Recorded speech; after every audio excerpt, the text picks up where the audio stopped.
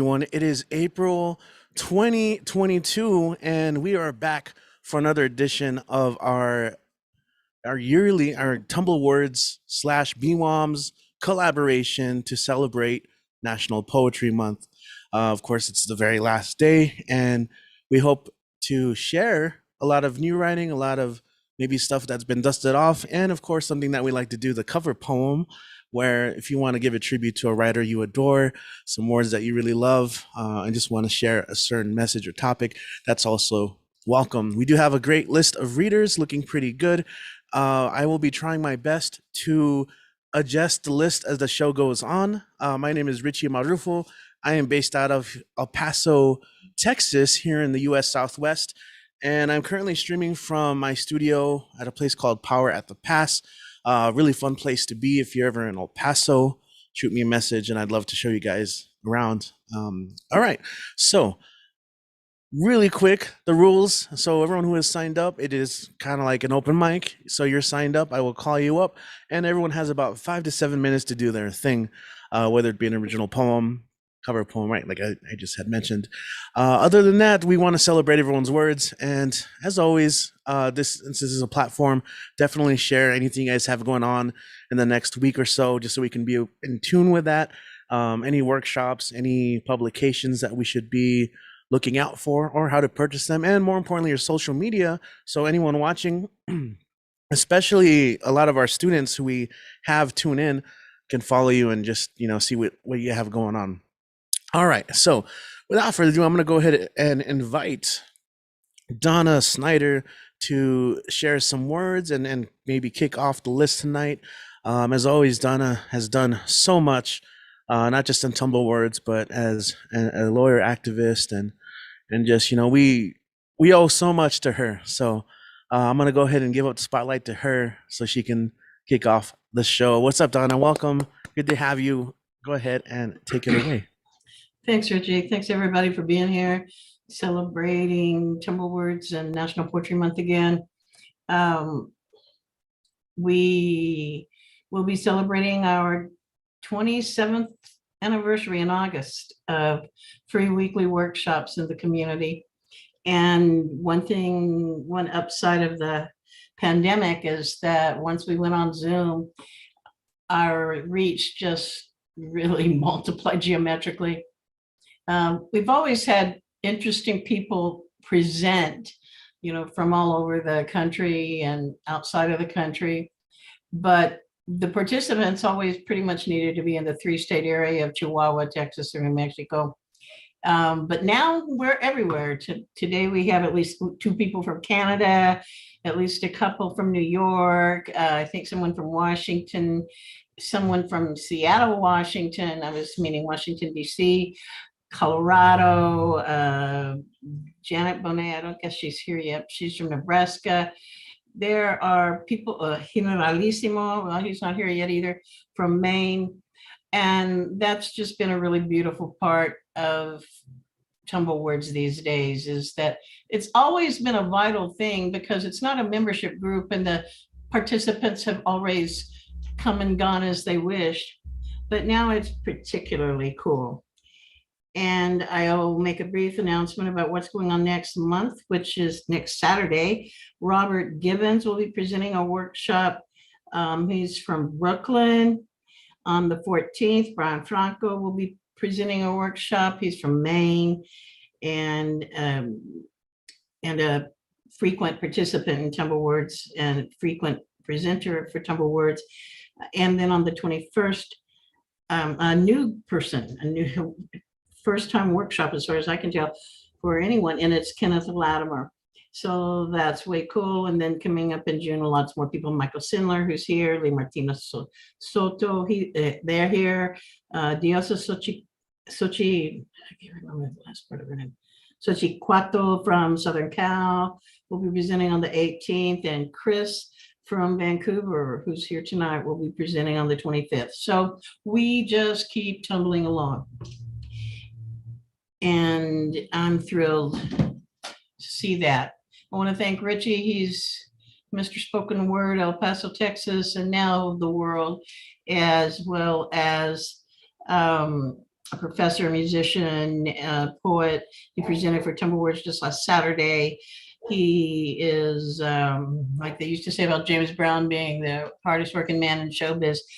Richie's definitely the hardest working man in POBiz. I want to read one poem, which seems to have disappeared. Now here it is.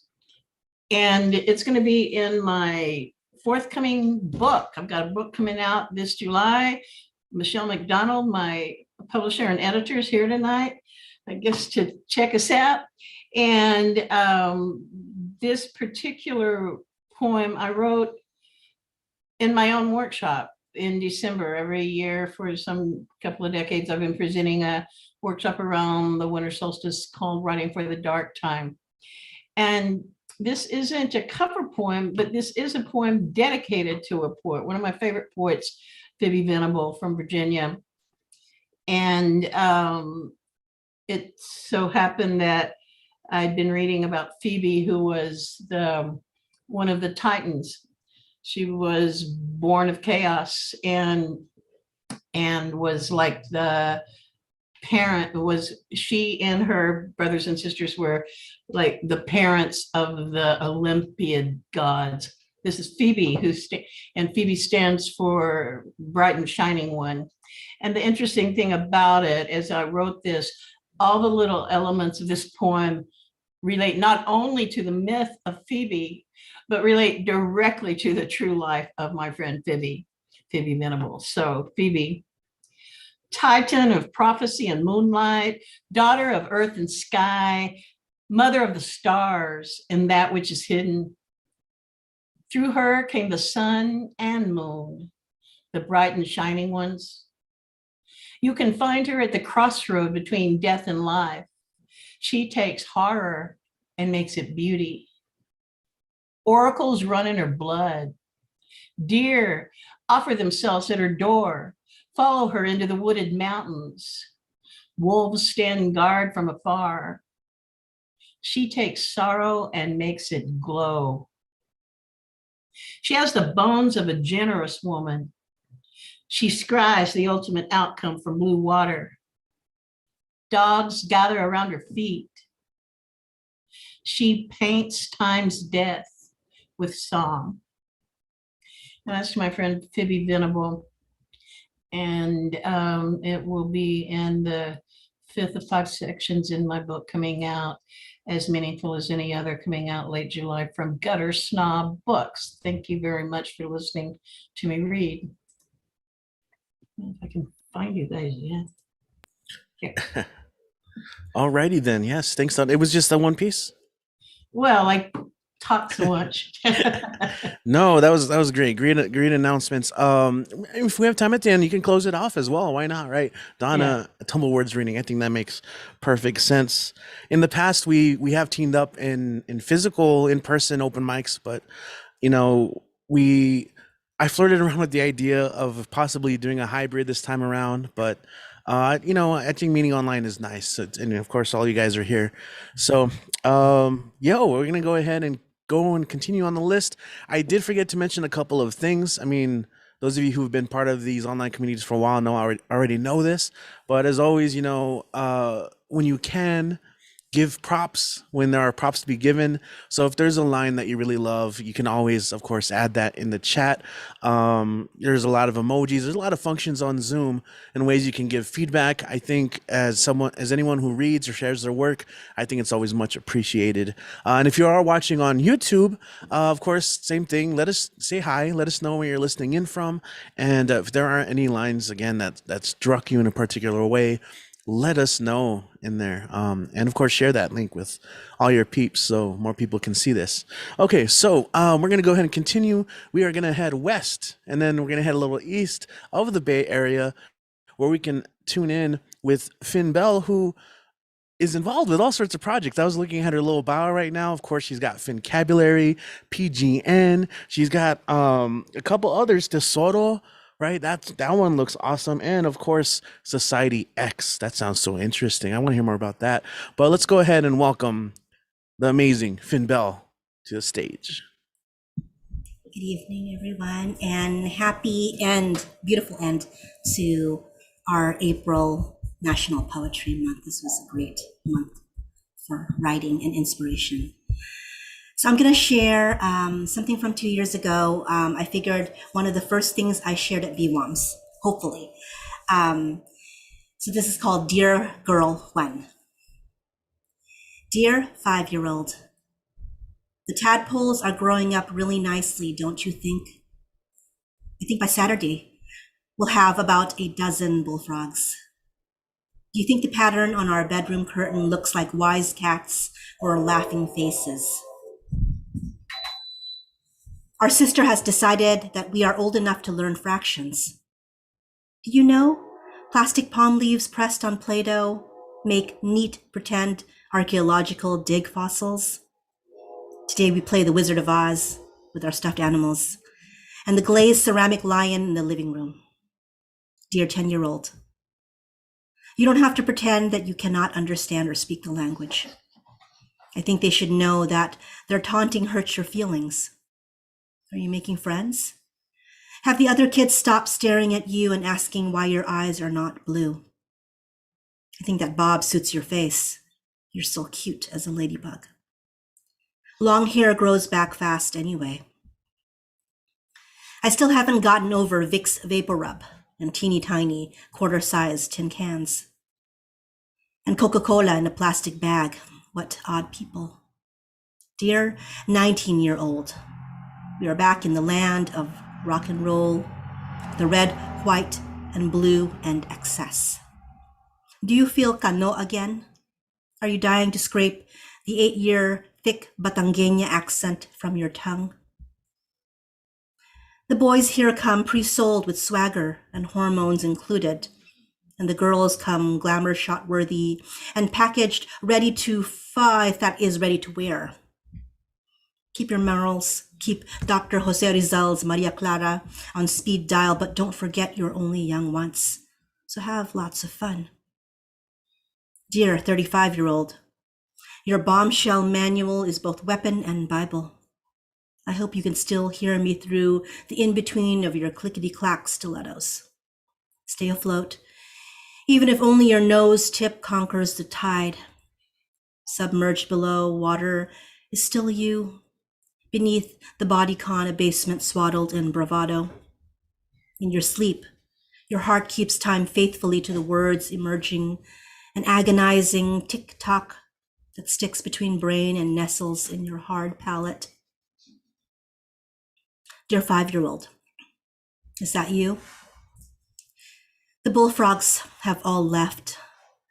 The curtain holds shapes, but not joyful faces. Real cats cannot talk. I have decided our sister is almost ready to learn fractions. Still, I am generous and give her the lion's share. Did you know that nails impressed upon upper arms bring blood and reality to the surface? When we arrived at long last at the gates of the Emerald City, we were told that the wizard had ballooned home. Thank you.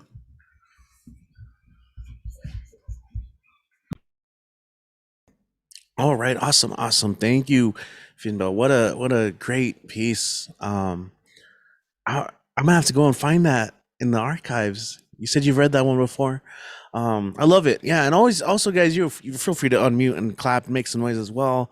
You can use all these methods. So shout out to Finbo. Thank you. Yeah. And no.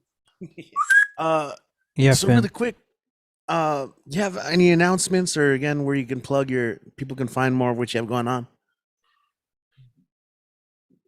So yeah, everything is through my Linktree /FinnBell. Starting this month of May, there is, it's Asian American Pacific Asian Heritage Month. So my first Fincabulary Thursday open mic pays tribute to that. So please, attend, share poems, songs, stories about your experience. And I know Richie was curious about this. I now do classes with Society X on Friday evenings and Sunday evenings at 7. So one of them is a half open mic, half prompt writing sprint, and then the other one is all prompts. So yeah, Friday and then Sunday. And I will post all that in the chat. Thanks so much. Awesome. Thank you. Thank you. And I do know that Finn is going to be a moderator for an event we have coming up in May 13th for, wait, is it, no, I'm sorry. Wait, are we doing that right? I feel like I'm messing it up. Do you want to mention that really quick, Finn? Oh my goodness, thank you. Yes, on the 13th, I believe, of May, apologies, that was a big one. The Nottingham Poetry Festival and the Poetry Global Network will be holding a joint event. And it's about, it's called No Poet Left Behind. It's about our global poetry community post-pandemic. And Richie's going to be one of the panelists, and I will be the host of it, because it is the relaunch of the Poets Lighthouse with a new name. And the new name is now Parola, Poets and Conversations with the PGF. And my dogs! It's not complete without my dogs. Thank you. All right. Awesome. It was nothing without the dogs making an appearance. Shout out all the way to all the pets, got to show them some love. They're just a little envious, like pay attention to me. But check that out. I'm looking forward to that panel discussion with all those awesome poets. Okay, you know what? But let's go and keep going. Let's keep it in the words. And in fact, next up, our next performer never even really brings up his stuff or events. He always loves to plug other people, the Poets Lighthouse. So let's go ahead and go to Denver and welcome Michael Sindler. I'm always looking forward to what you read, man. So let's welcome Michael. Thank you very much. Always good to be here with you and all these wonderful people. I'm going to start with a piece I wrote in a workshop that I did for Tumblewords. That was a phrastic, and this is an ode to Shekinah.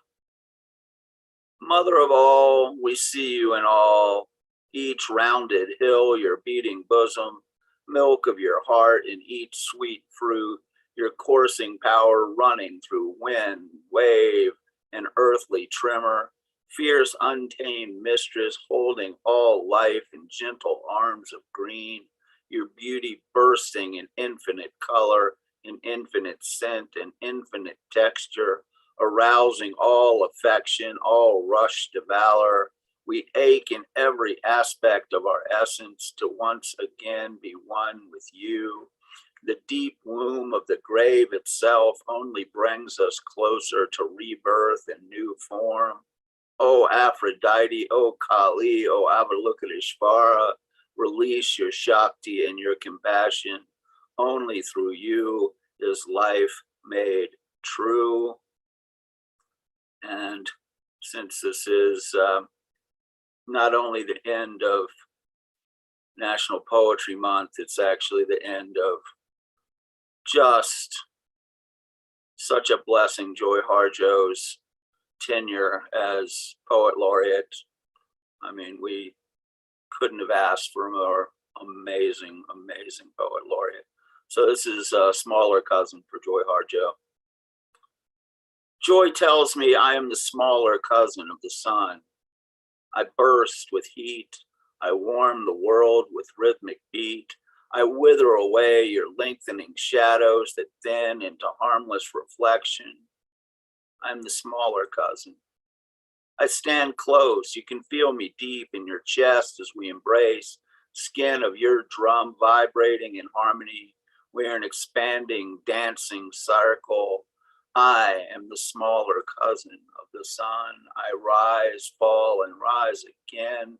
You can count on my return. Every moment apart brings me closer once again. I dry your tears with my breath and wait among the clouds, watching as pure rain washes you clean. I am the cousin of the sun, caressing the curve of the earth, reflecting poetry against the mirror of the moon. Even when you do not see me, I send my message of love from the silvered surface, scythe to circle and rotation. I am the smaller cousin of the sun. I am the brother, sister to your heart. I am the same pounding sound of life and love, the same struggling, triumphant pump, fist-sized and world-encompassing. We are the smaller cousins of the sun, our warmth nurturing each other, reaching out our rays, braiding light into threads, a sheet of pure love to lay across the land and sky. And one of my favorite poems of mine that everybody here has probably heard before is called Willow, but I'm going to put on the hat and read something that is far better than anything I've ever written. And this is called Willow Poem, and it is by the great William Carlos Williams. It is a willow when summer is over, a willow by the river, from which no leaf has fallen nor bitten by the sun, turned orange or crimson. The leaves cling and grow paler, swing and grow paler over the swirling waters of the river as if loath to let go. They are so cool, so drunk with the swirl of the wind and of the river, oblivious to winter, the last to let go and fall into the water and on the ground. Okay, happy what few hours we have left of National Poetry Month. Glad to have spent what I have with you. All right, thank you, Mike. And of course, since we didn't really full outright say it, if you guys are tuning in and and haven't had a chance to catch Mike, definitely check out lighthousewriters.org. Always a necessity. Right, let's go ahead and hold on. Let me get that back to you really quick. Just to show. There you go. All right, cool, perfect. Thank you so much, Mike. I always look forward to what you have to say. And again, just the fact that you always promote that community work. That's so great. Okay, we're gonna go ahead and keep going, guys. Once again, welcome to our National Poetry Month reading celebration. And of course, let's go ahead and go to Pittsburgh. Our next performer is a regular at our Monday online mic as well, and is always sharing some great organizations and details that you can donate to, and always has amazing work. As always, it is a pleasure to introduce Vale Larkin. Vale, what's up? Hey, how you doing? And I'm happy to be here with you guys. Good. My voice is a little rocky today. I've got a little bit of a head cold. But this is kind of a hybrid story poem. And it's about Tiamat, who was not just a dragon in Dungeons and Dragons, but also a Sumerian goddess, Babylonian pre-Sumerian goddess. And she was originally a creator goddess. She was originally the creator in their system. And she was eventually downgraded to a demon as other gods took over their pantheon. So this is, she was a great serpent, to which frequently creator gods in many cultures are frequently portrayed as great serpents. Tiamat. They came in those first days to praise me. Their songs flowed from the land, pouring into my seas like the sweetest wine, and their gifts were toothsome and redolent. I was glad I had created them. They fashioned images of me to keep me always with them. In their eyes I saw myself as if for the first time, and I was not displeased. Fine and shining were my adamant scales, and the towering breadth of me and my multifarious appendages would have been a mountain range on land. I was a mountain regardless in the sea. But then there are ranges unseen beneath the deepest trench, deeper than Hades, and known by no man in any time. Hades came after, but do not be misled. I still saw it born. In time, I was unhappy with them. Seeing their complexities, they had disdained them. They had split themselves in two, as though that would suffice. And few souls remained complete. So too did they divide me, and fashioned with their clever hands a husband for me, another half, as they said, as though my overwhelming magnitude was still too scant for them. Ripping themselves apart, they came after me with their knives in their hands to make me like them, fractured, broken, unworthy of wholeness. I loved them, but nevertheless, I instructed them. I make my own worlds from seed I have brought forth from the chaos, and she is no mere spouse. So I slashed and I tore until every last idol crumbled. Their worship changed afterward. No longer were their songs like honey wine, but deep beneath I've heard it, their rage, their resentment, for I had wanted them to be themselves when this thing was most uncomfortable for them. The ones who found it hardest seemed to me to be the weakest, always using their hands against the others and throwing their loudest voices around to avoid hearing any dissent around them.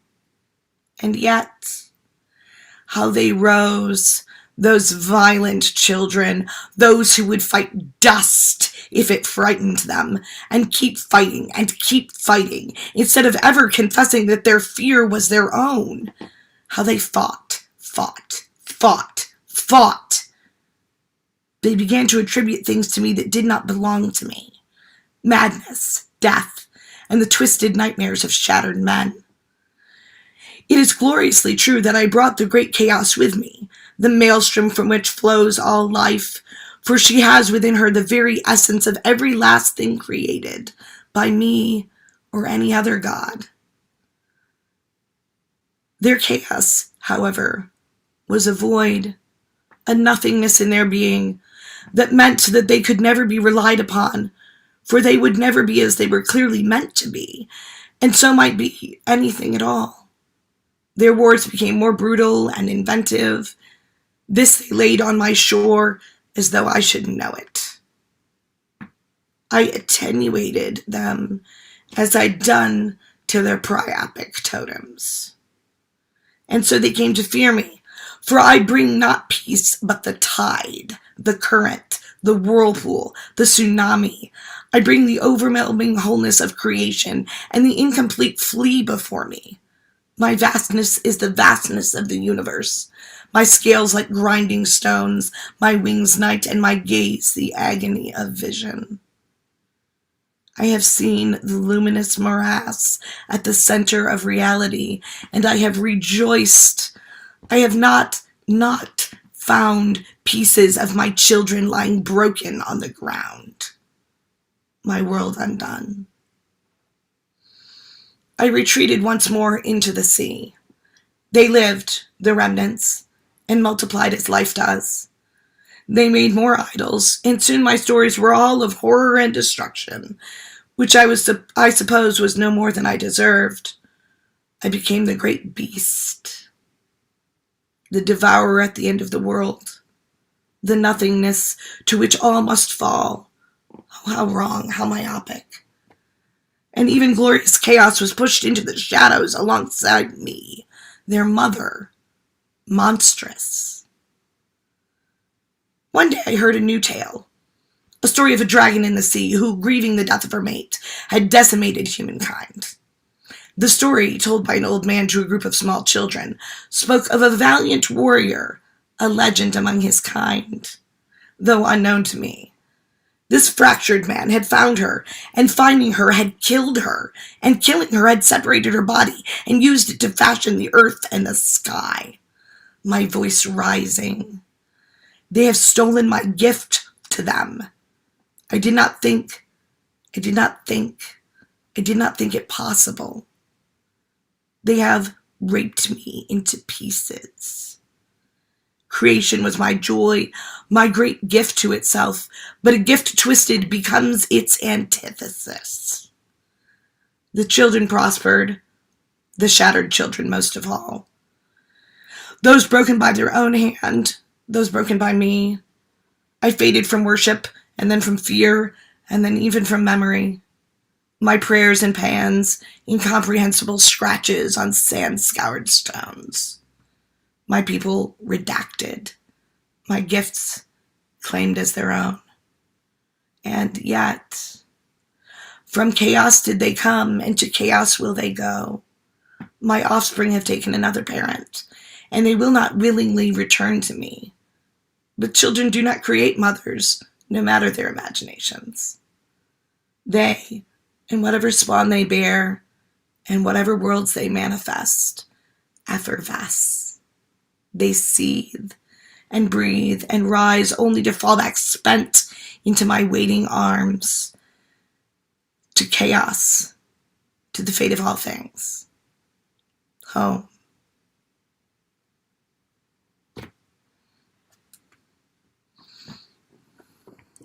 All right, yo, everyone unmute yourself, make some noise. Veil, that was epic.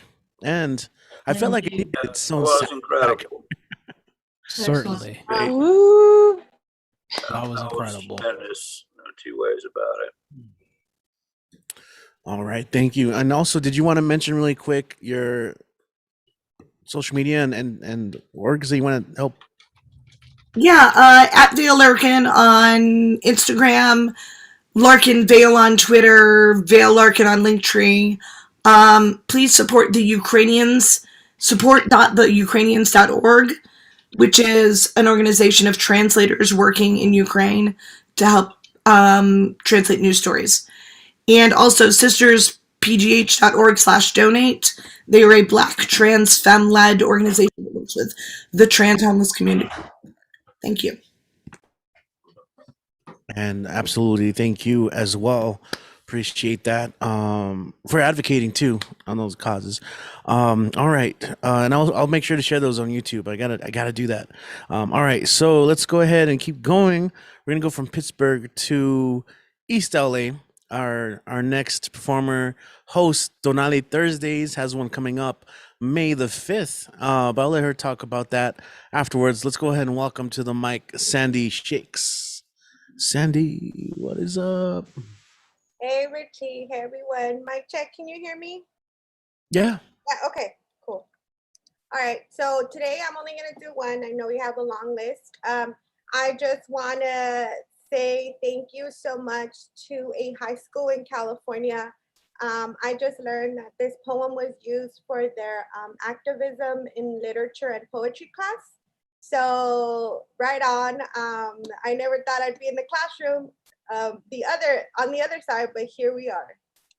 Okay, it's an old poem, and thank you to poetry, thank you to the palabra, and thank you to all the poets for all the great events this month. Here we go.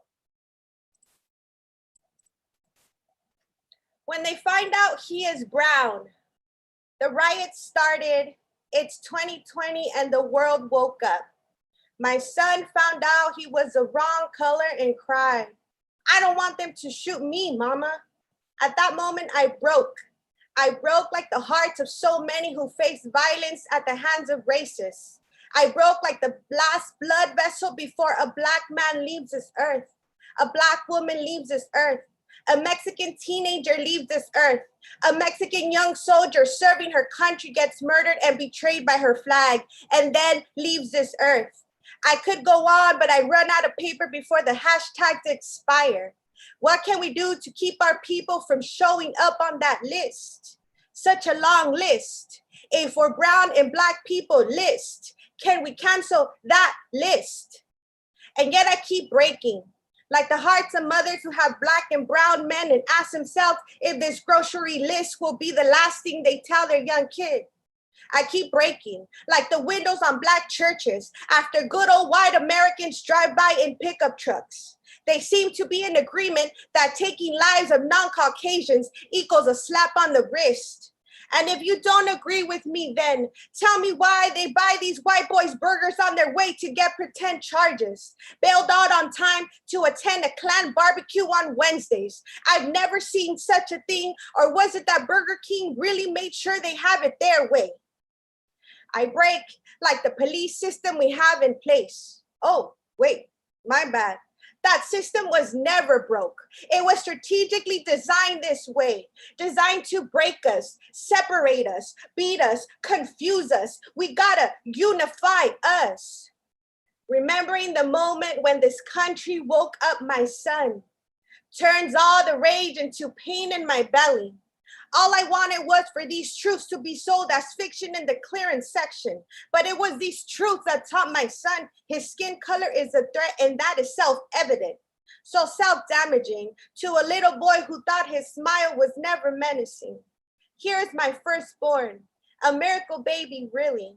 The only child a malfunctioning ovary allowed me. He was born to a Mexican mother, a biracial father. Yes, that makes him extra triracial in a land where Caucasian is just so essential. On that day, my triracial son found out that 2 of the races in his blood can get him shot. Shot on purpose, shot without questioning, hesitating, or contacting me. Just another white sheet in this Mexican neighborhood, nothing to see. And yes, he is mixed, but the last race doesn't equate. It gets lost once brown touches his mixture. In racial politics, it cancels out because 2 minus 400 years of slavery equal a mulatto with the target on his front brow. Simple mathematics. Brown plus black plus white is still the wrong color to keep my son alive. He won't collect 200 followers. He won't buy the boardwalk. And the get out of jail free card just doesn't exist for those with acid kissed skins. There are still nights I don't sleep. There are still nights I count his beautiful lashes to make sure they are untouched by the tears that I have to cry for him. This country broke my son's heart, and now they will answer to his mama's roar. I will lay awoke and protect this precious brown king I made by all means necessary, and it will always be necessary by all means.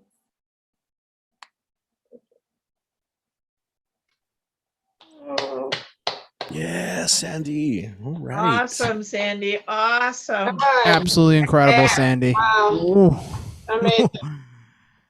So great as always. I love that so much. Was that the only one? Yes, I'm done. I'm here to listen and support. Thank you, I Richie. love that. I Thank love you, that. Espacio. Thank you, everyone. I love it. Really quick though, before we move on, like, how can we support you?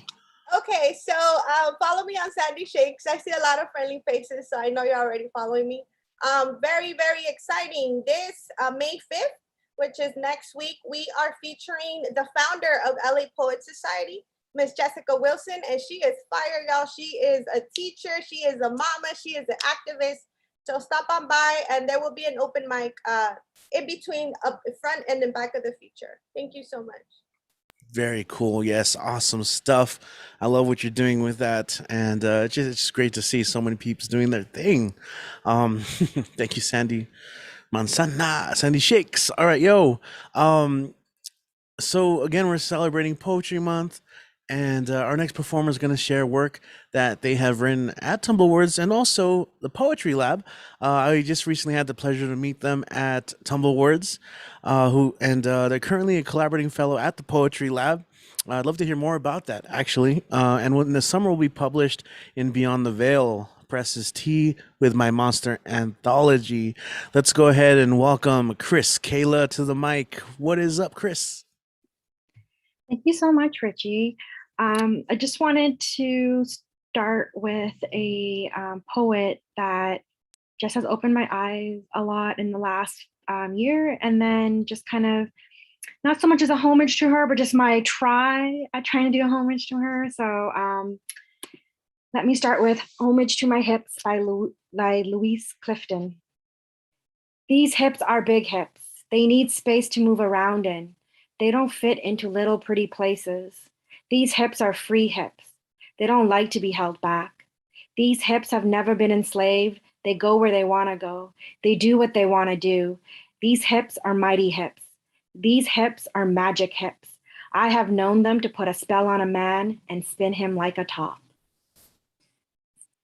And this one is mine, and this one is called This Was Once a Love Poem.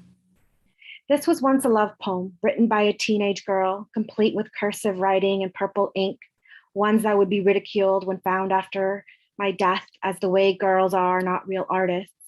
Now it hangs like a birthday banner that has been forgotten. Before it was crisp and bright, sign all the ways. Things were once a possibility. Remember the time I first sat down to write out my adult bucket list at 19? I'm not sure it was easy because there was so much time ahead, as if I didn't have to worry about the logistics. Thinking of it now, it causes my anxiety to go into a ticking bomb because time is running out, because I'm not close to the person I wanted to be. This was once a love poem about first loves with time it needed grace. Still it understands more than I. It was a blueprint for possibility, not the possibilities of me. It didn't factor in the storms, the shelters I would need, yet it seemed to decide I'm not keeping up with time, but it is now allowed to be. It was lovely, this poem, but now it's not my love poem of now. And my last one is, this poem is thirsty. This poem is thirsty. It needs words to fill it up, wants the words to have a taste on your tongue that makes you want to hold it, savor it. I think of words like ice cream, the way it melts and brings a smile to most faces. This poem is so thirsty. It's okay if you drink it too quickly. Then you can't breathe because you got to gulp it down and then read it again and again. This poem is thirsty for not just the craving of comfort, but for that sting that sometimes nicks my heart, something that festers for a bit, or that one that just has that tart flavor where you want to consume it quick. This poem is thirsty to be read out loud and shared. Thank you so much for listening. As Richie was saying, I am a collaborating fellow at the Poetry Lab, which means I've been kind of working on doing some workshops and also writing some articles as well. So if you have time, definitely go on to Poetry Lab and just hit that resource center button, and you'll find some articles written by me and some other wonderful poets and writers.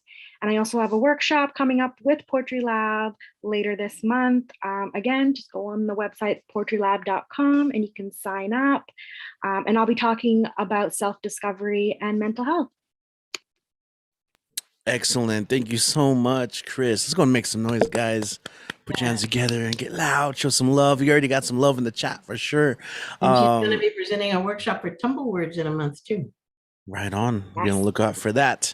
So if you're watching this and somehow have not heard of Tumblewords or following, I imagine most of you have already, but go follow Tumblewords online and be kept up to date. Also, the Poetry Lab, any opportunity you have to work on your craft is a great thing, right? So thanks for adding that. Let's go ahead and continue. By the way, this whole show is being archived. So if you want to go back and revisit readings and performances, I think that's a great thing. And of course, you can share that link with, fans, friends, your social networks, just so people can tune in. Even if they can't right now, can't do it live today, this will live on YouTube as a living archive. So, let's go and keep going. Our next performer, I don't believe I've had the pleasure to meet. Joining us from San Francisco, he is a longtime music journalist and author, currently completing an MFA in creative writing at San Francisco State University. Let's go and welcome Jeff Kalis to the mic. What's going on, Jeff? Oh, wait, we have you muted. There we go. Okay. Yeah. What's up? All right. Yeah. Actually, I've already got the MFA, so I'm off to writing poetry and sharing it. You guys are so generous here with your time allowance, more generous than usual, which gets me to read something of a segment, not the whole thing, of a poem that's an ekphrastic of sorts to a film in which Bessie Smith appeared in 1929. And the film is based on the song St. Louis Blues. Let's go find St. Louis Blues in 1929, played out inside a movie studio in Queens, New York, by an all-black cast and a white director, Dudley Murphy. Let's join their dream for love. Love of black and white movies and black and white music, and what love just does with love. Meet Jimmy Mordecai. In this movie, He's a city slicker, dressed up so he can undress women. Like this high yellow woman he's with early in the film, she's near as slick and slim as he is, but she doesn't have a name, so Jimmy calls her Honey. And he takes her into Bessie's room, where he knows how to use that bed. What would you do if Bessie showed up? She asks, getting ready. Don't pay Bessie no mind, says Jimmy. It's my room. Bessie's just paying for it. Bessie does show up, so much bigger and blacker than either of them, and all of that is love. In love with Jimmy, she scares Honey off. But what scares her is where her lover's love really is. He was ready to make love to that other gal. And why do they call that making love? What kind of love is that anyway? Jimmy doesn't have to know to do what and whom he does. You guys, do you have to know? Does some woman spell it out for you? Bessie sees that Jimmy's mind is not in that bed now, not with her. He's preening at his mirror, loving what he looks like, while Bessie's clinging to him, pleading for the love she thinks she's losing. He shoves her off his body, thinks her out of his mind, and he leaves to see what he can get with love with someone someplace else. Now Bessie's left on the floor, holding on to what you do with love when you're alone with it. And we are left alone with her, even if we're with each other. We want to love as true as Bessie does. She rises partway up, grabs a nearby bottle. Even under prohibition, booze dilutes the hurt of lonely longing when it's not fueling foreplay for you with somebody's body. My man's got a heart like a rock cast in the sea, Bessie sings from the floor. We wanted to hear that voice, to look up close in those dark eyes. She sings us back to where we were in love, back to W.C. Handy on that St. Louis street when he first heard a woman weeping this in 1892, a year before good William Smith, a part-time Baptist preacher, loved his good wife Laura into pregnancy with a baby girl, Elizabeth, who cried like she was singing. Bessie's up and standing now in Jimmy's room, crying, singing a cappella, my man's got a heart like a rock cast in the sea. Fade to black. I got them St. Louis blues. But you can't keep them to yourself, Bessie. Fade up, you're in a big saloon, Big Bessie with those same damn blues, but lots of black folk forgetting prohibition. Now Bessie's at the bar, looking like she never left that bedroom or the feeling of the man who left her. She's still moaning, my man's got a heart like a rock cast in the sea. She's cast her heart out to us, the loving listeners, the watchers, but so much clientele in this saloon, so much of what the world was then, is now, is deaf and blind to Bessie, shuffling through this scene, busy in indifference. But wait, summoned by her song, the couples at the tables start to sound out as the fine whole Johnson choir, harmonizing with her, up a key or two, invoking now a piano, the famous James P. Johnson. Remember him? You should. And with James P., the Fletcher Henderson Orchestra. Oh my God, what kind of place is this? Did Bessie die for love and go to heaven, and we with her? No, not yet. We have to look for love down here. The choir sings the message now, Bessie chiming in with glass in hand. They have each other. She has her blues and booze, the bartender looking wary, knowing he can never fill her emptiness or anybody else's. He can only pour and listen. Feeling tomorrow like I feel today, I'll pack my grip and make my getaway. What the hell? The band speeds up to double time, and waiters in white jackets and black bow ties spin their silver trays across the music, across the black and white montage, to centrifuge away the care and woe, make these people dance away the roaring 20s. But carpe diem, all you couples. Can you love the looks and sounds of life, and not just whom you're clutching? The music brings another trial for love. The joy has lured back Jimmy. Welcomed by the revelers, he looks like they feel we don't know where he's been. Does Bessie care? Do we? Let's all forget and watch slick Jimmy dance, all by his fine self, lithe body decked out, fedora to fine footwear in the style of the times, moving with the music and the style of the times, the buck and wing till his hat falls off, but the style stays on. When you look and act that way, like Jimmy, folks can pin their love on you. Cheer you, applaud you. You're their prince of love. You upstage the blues. It moves uncoupled Bessie off the bar and over to his body, she needing what she thinks might be her private joy again. She hugs him and she sways him, hopes to keep and make him hers. She dances with him now, grinning open mouth. And so is he, while the bartender grins for both. This sells more drinks. Watch out.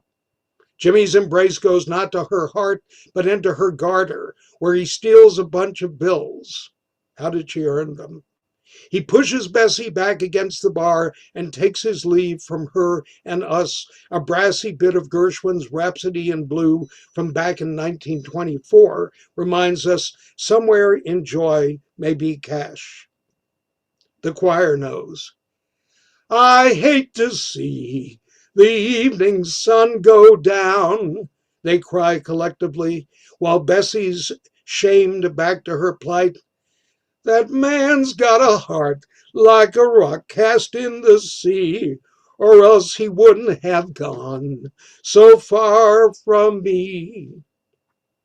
The sun went down at 8:29 p.m. on June 15th, 1929. Jimmy Mordecai died in May of 1966 from a heart attack.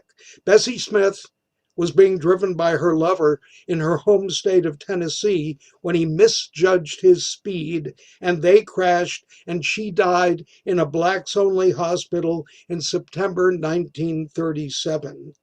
10,000 passed her coffin at the Elks Lodge, but her bitter husband left her grave unmarked. And so she stayed till Janis Joplin and Juanita Green placed a proper tombstone there for her in August 1970. That's where love lives now. Thank you all for listening. All right, thank you. I always appreciate and really love music as a theme and topic of pieces. So Jeff, do you have anywhere where can people find your work, support you, especially if they're just hearing you for the first time, like me? Well, I'm still awaiting a collection. So many readings, so much writing, and not enough self-promotion. But I would love to have you all take a look at the Mill Valley Literary Review, where I am poetry editor. There's a little bit of my stuff up there and some stuff from some very fine other poets from around the world. Mill Valley Literary Review. Please do visit it. And thank you, Richie. Thank you, Donna. Awesome. I appreciate it. And if you look at the chat here, there's a little bit of a tradition here. When some of us see you for the first time, you got a one of us chant. One of us. One of us. I mean, it's kind of a strange illusion, but really, it's just great to be together of writers. That's really what it is. So thank you, Jeff. Appreciate you, man, coming through and sharing. Okay, so check it out. We're gonna keep going. It is Poetry Month, and if whatever reason one of our local comedians got in the chat, they would certainly get an earful from our next performer, and actually others too, like Kit, but especially our next performer, because they already have some things to say, you know what I'm saying? But they are a fundamental pillar, I think, of our online mics and our scene. So let's go ahead and welcome up to the stage Lee Martinez Soto. What is up, Lee? Love the intro. I know. So I have two poems to share. This one is called Green, slight content warning for mentions of suicide, and first in English, then in Spanish. Soaked to the bone and shivering cold, I wondered of the disruption to the normalcy of Wednesday afternoons, standing over a deserted parking lot with the sun embracing the bare spaces of skin I could not manage to cover. I cannot recall the conversation in the car. I doubt I was ever conscious enough to comprehend beyond the instructions given. Go up, lock the door, don't come back down until we say it's okay. Even now I can say that I was never beyond existing. A brain shocked into a perpetual standby between following commands and forgetting to remember the useful steps for survival. In the midst of maladaptive daydreaming, thundering cries taking the voice of my abuelo echoed through a house at odds with itself. The upper floor charged with the sounds of childhood nostalgia, the lower floor fraught with wailing and begging, falling silent as his voice remained. Ya déjenme morir, chingado. My hands find pen and paper, a green post-it that to this date I cannot stop associating with the memory. Of all the things to remember, the green paper on my hands was the least important. What did I write for you? I cannot remember, not the words, not the feelings inside of me, not the thoughts being thought by a thoughtless mind as I unlocked doors, unfollowed orders, sprinted down the stairs and scraped knees slid across the floor, arms surrounding what I could catch of you. Soaked to the bone with your tears falling on my hair as I nuzzled into your chest. You shivered and cried, dropping the half-empty, half-full bottle, followed by the gun you had clung to before I broke the rules.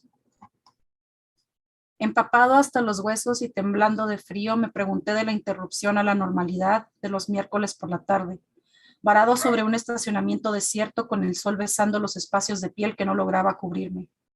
No recuerdo la conversación dentro del coche, dudo que alguna vez fui lo suficientemente consciente para comprender más allá de las instrucciones dadas. Súbete al cuarto, cierra la puerta, no salgas hasta que diga que puedes. Incluso ahora puedo decir con certeza que nunca logré más allá de existir. Un cerebro conmocionado a un estado de espera perpetuo entre seguir las reglas y olvidar recordar los pasos útiles para sobrevivir. En medio de otro ensueño enmascarado, mecanismos de supervivencia, los gritos atronadores tomando la voz de mi abuelo resonaron a través de una casa en desacuerdo consigo misma. El piso superior, cargado con los sonidos de la nostalgia, el piso inferior repleto de llantos y plegarias. Ya déjenme morir, chingado. Mis manos encontraron pluma y papel, una hoja verde que hasta este día no dejo de asociar con la memoria. De todas las cosas que podría recordar, esta hojita verde entre mis manos era la menos importante. ¿Qué escribí para ti? No lo recuerdo. Ni las palabras, ni el sentimiento dentro de mí, ni los pensamientos encontrados por una mente irreflexiva mientras abría puertas, ignoraba reglas, corría por las escaleras y deslizaba estas rodillas raspadas por el suelo, mis brazos rodeando lo que pude atrapar de ti. Empapado hasta los huesos con tus lágrimas cayendo sobre mi cabello mientras me aferraba a tu cintura. Te estremeciste y lloraste, dejando caer la botella medio vacía, medio llena, seguido por la pistola a la que te habías aferrado antes de que rompiera las reglas. That was one, and this is the second one. It's an old one, first in English and in Spanish. This is called Chignaumichtlan. I'll float in the abysmal blue of souls who cross the river one after other and another, floating on the eternal expanse while preparing myself for the following form that I will take. They will guide the body's way with their hands, a passerby paralyzed before the abyss, full of celestial eyes observing the passage of time. I believe in a cycle of life and decay, of everlasting transmutations where what made us who we were is etched onto dying stars. I'll leave the parts of me behind that fail to permeate the obsidian mountains. They will feed the soil I once walked upon, and the stories I wrote will be carried by the icy winds of the last breath of this sore body, changed by the place where flags fly high, the origin of our nature to do war, pierced by the definite arrows.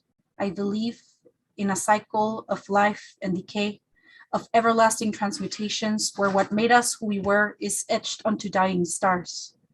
I shall feed my beasts the heart held in my hands, a blood offering skin and bones until there is nothing left, and I permeate the rocks stranded in the nothing until I find my way to the final resting place before we start again.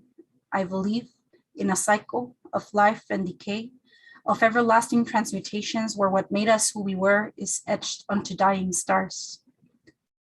He de flotar en el azul abismal de las almas que cruzaron el río una tras otra y otra, flotando en la eterna llanura, preparándome para la forma siguiente que he de tomar.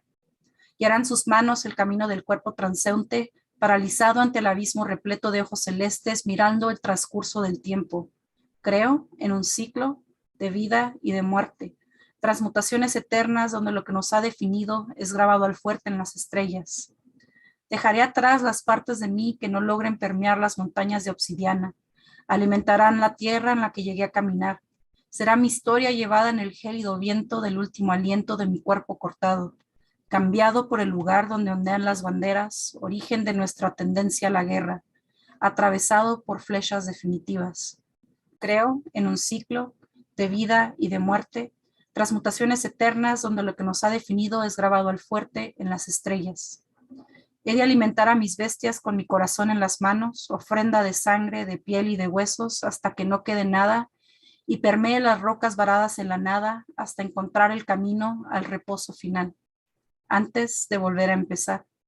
Creo en un ciclo de vida y de muerte, transmutaciones eternas donde lo que nos ha definido es grabado al fuerte en las estrellas. That's it. Yes, yes, y'all. You know the drill. Go and make some noise. Show some Beautiful, love beautiful. for Lee. Yes. Beautiful. That was dope. Woo! Holy shit. Love it. Yeah, absolutely. And as I always like to continue off when you say that is it, I like to say that is everything. I just love how seamless transitions were, and that's always been such a huge part of this is you getting to share in multiple languages, in English and Spanish. And I think that's really important. So thank you for that. Also, Lee is a regular at Monday Online Mics. And so if you guys want to sign up for our upcoming Monday night online mic, the link is already available. In fact, I just posted it in the chat. So if you want to sign up to perform on Monday, Lee, really quick before we go on, I know you have your stuff already there on your screen. Can I just show people really quick if they want to follow your awesome work that you do? There you go. Primarily on Instagram is cadáveres_literarios, or Facebook is Lee Martinez Soto. There you go. And as you can see, there is a nice screen. To quote Dan the Man, click. All right. And then, all right, there we go. Let's go ahead and go back. Thank you. I accidentally got the spotlight. Yeah, screenshot that. That's what the click means, if you did not know. Anyway, I posted a link in the chat if you want to sign up this Monday. It's the late show. You sign up early, you get to go on early. We'll try and work with you, of course. Our next performer, we're gonna stick around in El Paso, at least for one more performer. She's read at a couple of our live mics recently, including Craft Rhythm and Brews and Old Sheepdog Brewery. And I love her imagery of the Southwest landscapes and desert, the flora and fauna. It's always just great work. So let's go ahead and sit back, kick back and relax and enjoy Robin Schofield. What is up, Robin? Welcome back to the online show. Hey, Richie. Hey, everybody. It's great to be here. And I'm going to start off by reading a couple of small poems from my book, Flow, which did win an award from librarians in 2019. So that was very meaningful to me. And plus they put on a nice award ceremony and had a dinner for everybody. So that was the Border Regional Library Association. And these are a couple of playful, I would say, call outs to the Muses. The first one, and I think these were written at Tumblewords. And I even think I remember that Poetry Olympics and Calliope Morning were in a workshop by Gene Keller that he did on the 9 Muses. Poetry Olympics. I dance out of control as I call on the 9 and their 27 daughters, whose sacred race must be run over the mountains. I lie in my cell and memorize the shape of bread and bells, syllable patterns with a will of their own that run through my head toward a yellow finish line. Melpomene hurdles, and Erato comes to the rescue, for at least she is brief. Erato, of course, being the muse of lyric. And this one is called Calliope Morning. Praise the infrared light, the stars as they disappear, the spadefoot toad coming to in his brief as butterfly puddle. Praise the sandhill crane, his coy dance in the mudflats. Praise the coyote in the bosque, snow goose in her mouth. Praise the charm of finches, the white-winged dove's grief. Praise the kettle of turkey buzzards who do the work of history. Praise the sparrows who quarrel in the white thorn acacia, a raft of ducks who crack jokes in the stunted wetlands. Praise the one, praise the many, praise the me and the mockingbird.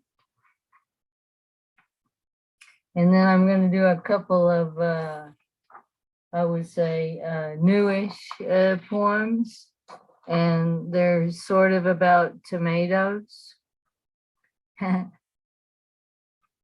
So this one is called Early Girls. That's a variety of tomato. So fragile, let's not plant you yet, seedlings on the new moon. You are too small under the grow lights and on the heating pads. On the full moon in March, let me take you to my garden where I have amended and watered the soil. For you, I will plant basil beside you, chili peppers nearby. Let the ladybug larva devour the aphids and rejoice in the bolting cilantro. A new spring season, it's always been here. And then this one is called Celebrities. Also a variety of tomato. They crave daily attention, unlike the distant stars. They pull me from my orbit with their dimpled cheeks before they get blossom in rot from uneven refreshment, before they develop cat face from too much plastic surgery or incomplete pollination. I despair over the celebrities on my watch, their young faces deformed. In spring, I put on the white wind cloth to protect the young stalks from the ravages of April wind. When they are dead, do we wrap them in winding cloth? No, burn them if the leaves yellow or curl. Their season has to be warm, but not too hot. They will stop flowering like light bulbs going out. Cameras on, the fans demand blood at the butcher shop, but not for the celebrities in the garden, not applying makeup to their skulls. They cannot give autographs. They do not pursue fame, fleeting as the jackrabbit across the desert. Okay, and then I'm going to do a little cover poem. I've been reading this book by Jane Hirschfield called The Beauty. And I like this one because it's also kind of about a vegetable and about a lot of things, really. It's called My Species. Even a small purple artichoke boiled in its own bittered and darkening waters, grows tender and sweet patience. I think my species keep testing the spiny leaves, the spiny heart. Thank you. That's what I got for tonight. All right, I love it. That's a great. That was a great one that you were sharing. How can people find you online or support your work as well? Oh yeah, you can email me. I'll put my email in the chat, and I'm on Facebook under my name, and Flow has its own page on Facebook if you want to message me on one of those pages. But yeah, and I'd also like to mention for El Paso peeps that Gene Keller's new CD, Painted Bird, drops tomorrow, and that's 2 to 5 at Star City Studios. Yeah, thanks, Richie. Awesome. Listening to it, it's some incredible work. It's as good as he's ever done. That's really exciting. Yeah, I was actually gonna shout that out, but you got me. You got it. Yeah. So if you're in El Paso, go check that out. Gene, is definitely well known through Tumblewords and BWOMs over the years. So it's great to, if you can, go support his work. Thank you, Robin, for sharing excellent pieces as always. All right. Okay. So let's see. That kind of threw me aside for a brief moment, but you know what? We're going to go ahead and continue on. Our next performer is in disguise. Okay, not really, just straight off out of the convention. Someone we all know and love. He's helped host some of our online mics. He's always usually there at Tumblewords and has hosted workshops. Let's go ahead and welcome back on the mic. Let's hear it for Nick Paleologos. What's up, Nick? What up? How you doing, Richie? You get Good, to see me in all of my glory right there. Oh yeah. Yes. I'm glad to be here. It's always good to be here. I was debating whether I should do it at the convention or should I just do it from home. Like, just do it from home. Makes things easier. Anywho, I'm going to do 3 quick ones. The first one is actually from my book, Ad versus Reaction, as you can see here. This one's called When Comets Cry. When I peer into your eyes, why does your galaxies cry? Instead of seeing stars and meteors fly by, they leak out your eyes. I will wipe them away as we clutch together, turning sadness into supernova. I am sure your trials have been deeper than black holes could understand. Your shoulders colder than Neptune. Your pain gigantic as Jupiter. Your rage vast as Mars. Are you feeling excluded like Pluto? Well, you are a planet amongst the system. Show yourself some love like Venus. Invest within as Mercury does. It's okay if you spin differently like Uranus. You clutch so tightly to yourself. You hold plenty of pain from these years. Release yourself. Take time to heal. Ground yourself to the earth. Take a breath in and out. Open your eyes and repeat after me. It's going to be okay. Get my eyes actually on camera. There we go. So I'm gonna do a cover poem and then I'll do one more. So this is actually someone who I discovered actually, because I'm around the theme of anime right now. So this one is called Be a Wise Protagonist by Kushal Chakraboti. I hope I said that right. And if I did, Kushal, please correct me. Every time when I feel that I am doing wrong, you correct the mistake and made me strong. I think you are a perfect resemblance of God. I get angry whenever someone calls you fraud, but you tell me every time that ignoring is the way to become a wise. If you can erase your inner aggression and anger, then it would be nice. Only way to become flawless is to accept the mistake. You just need to erase your mistake. Our life is a surprise gift from Lord of the Universe. Embrace life with pure devotion before it becomes worse. Pray for everyone, including your enemy. Life is not a film, a cartoon, or an anime. A soulful prayer can erase the darkness of terror activists. Don't be a fool and use your brain to become a humble protagonist. And for the last one that I'll do the one from my workshop that I had at Tumblewords. This one's called the highlight reel. I've watched highlight reels of my life, all the successes and near deaths. I waltzed with highways as if they were racetracks.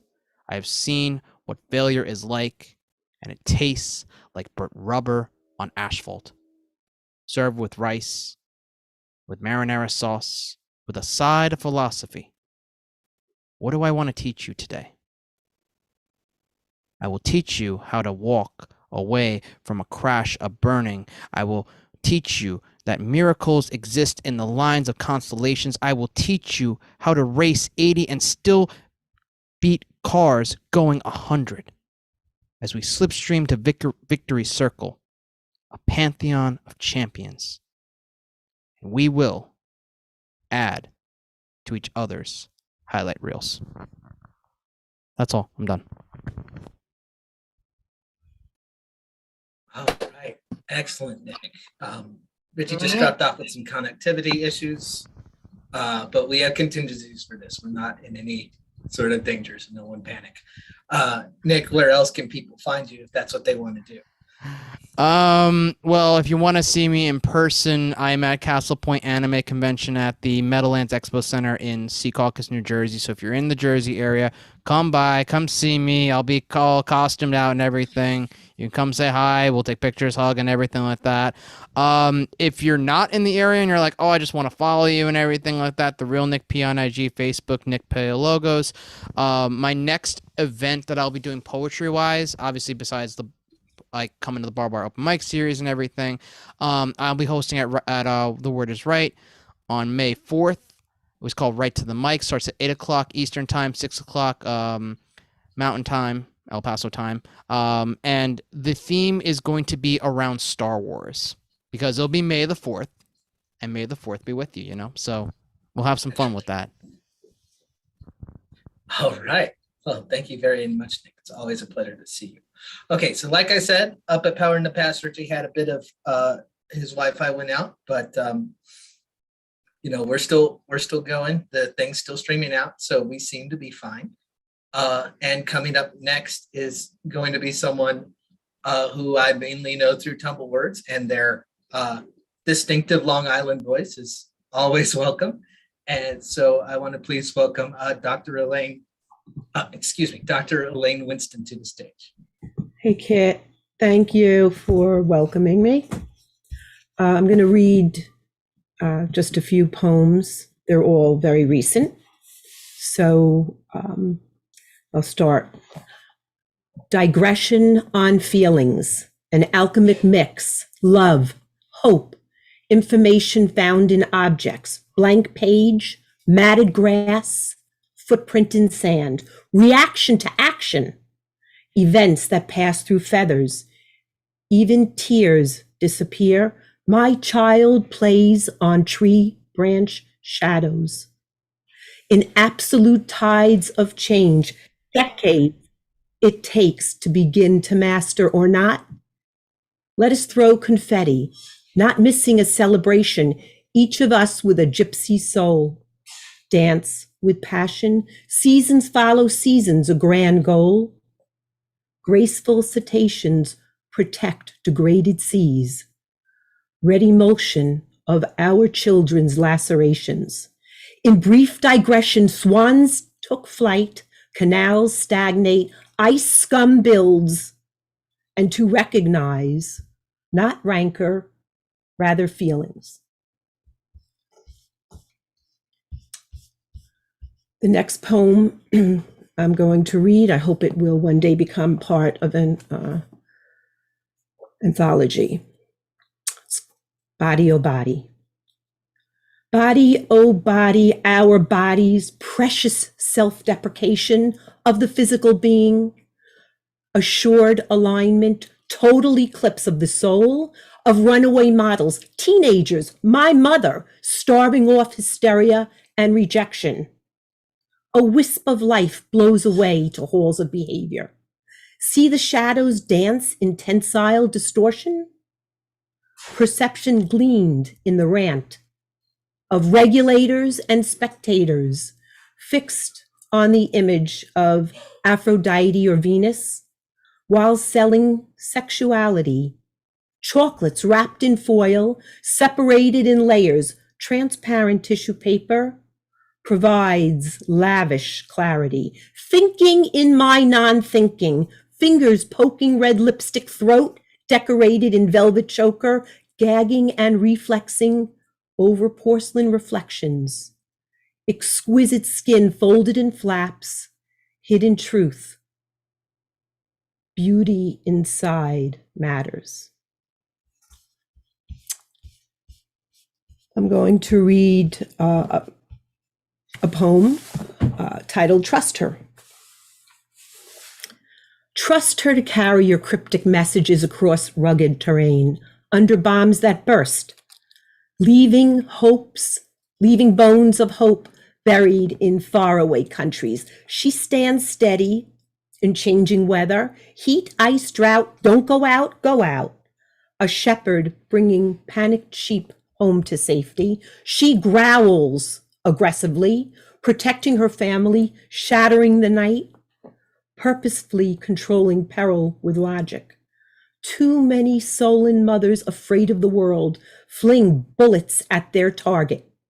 Her senses open, a refugee with stamina for long hours. Look how she surprises us in games we play, independently thinking, wizardly perception, pageantry standards, precision and speed, then transformation to tortoise. Sprint to crawl, not rushing our marathon.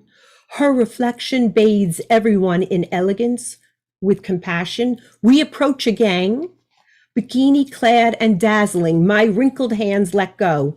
Girls brush her silky locks, painted of ancient sunrises.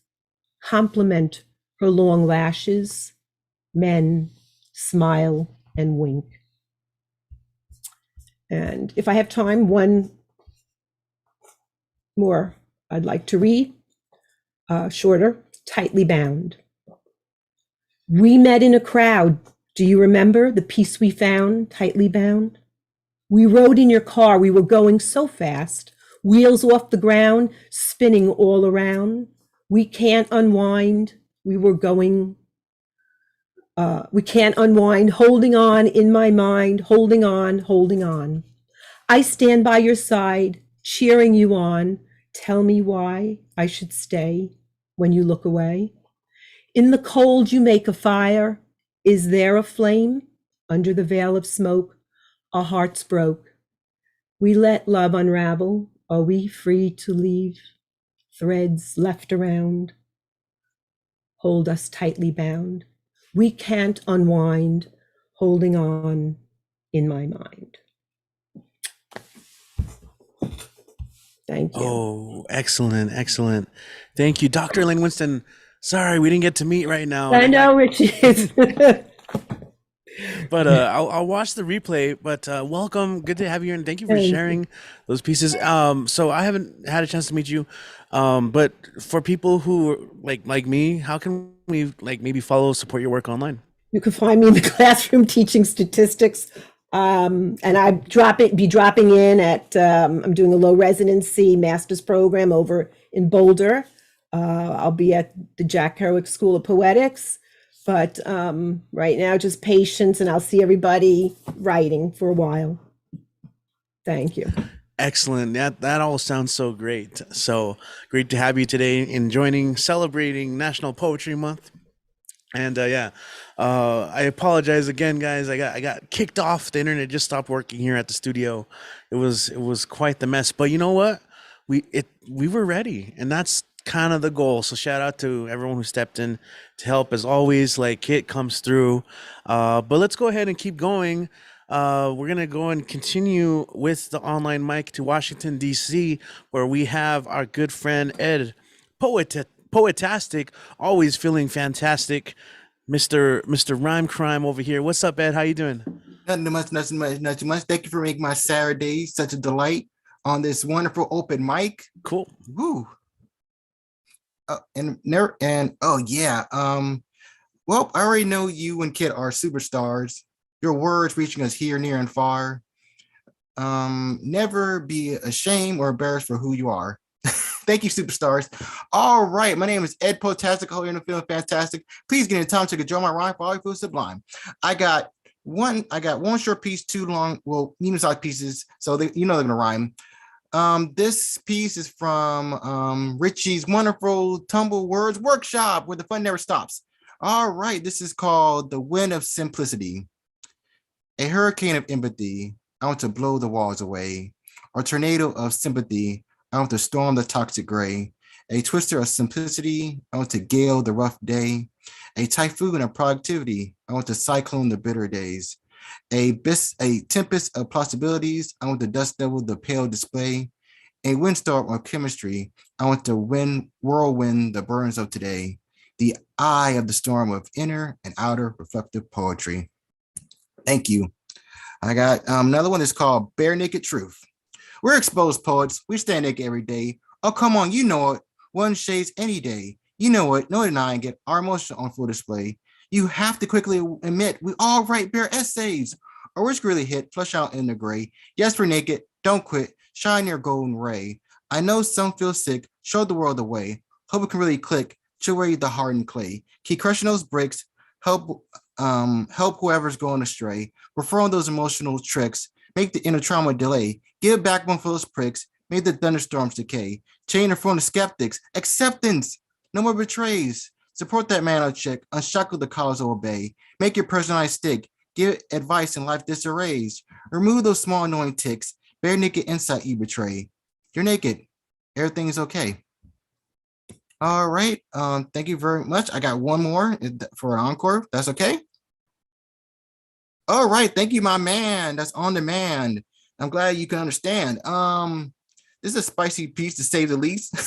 To go inside your crease. This is called The Midnight Game.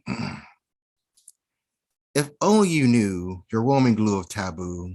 The wicked thoughts make our senses halt. The games I want to play with you, my sexy baby boo. Our limbs entangled, the bed unangled and mangled. Yours and mine, explore each other's crimson minds. Lips locked in kisses, turning on our deep buttons and switches. Bodies entwined, being combined, redefined, and aligned. Twisted sheets sizzling our juicy dancing heat. Bed cover in sweat from our burning silhouettes. Drinking the creamy milk with a hint of honey and silk. Moments so sweet, never missing a beat on repeat. Dig into gaping holes to places unknown, reaching the goals. Flawless of regrets from, I forget. Hours of embrace staring at your flickering face. Slowly sliding inside your crease for a sexual healing release. As I lie in your arms, I squeeze your chest, drifting off in this euphoria feisty mess.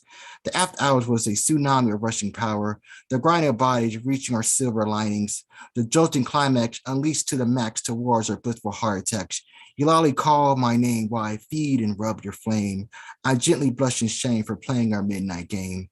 As I think in fantasies, traveling outside our reality, my sweet escape keeping me and my snake awake. Perhaps another day to make the daily gray go away. Thank you, thank you, thank you. Awesome, Ed. And also recently birthday boy, what kind of songs did you sing for your karaoke celebration? Oh, wow.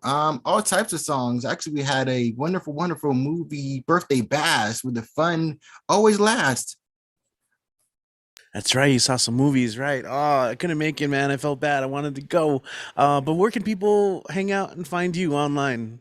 You can find me online at your awesome open mic called B-Woms, where the fun never stops. make everything want to just pop.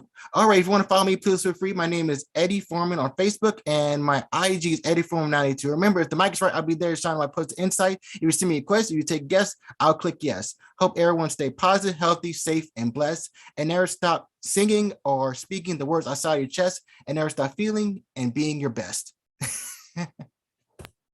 Right on, man. As always, great sign off. Ed Poetastic, thank you so much. And yeah, man, we'll see you at the next one for sure. Cool. All right, yeah. So I was a little flustered right now with the internet thing, and then I had a friend come in right now, like trying to like steal my. No, I mean he got some of my beer, but I shared. It's okay.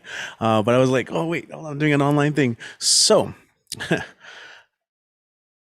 I wasn't as flustered because, as I mentioned already, I already know that we have a good backup plan, and someone who has filled in both the Tumblewords and BWOM's communities, not filled in, like stepped up, and has done so much to help support and keep things going smoothly. I got to give it a shout out to our next reader.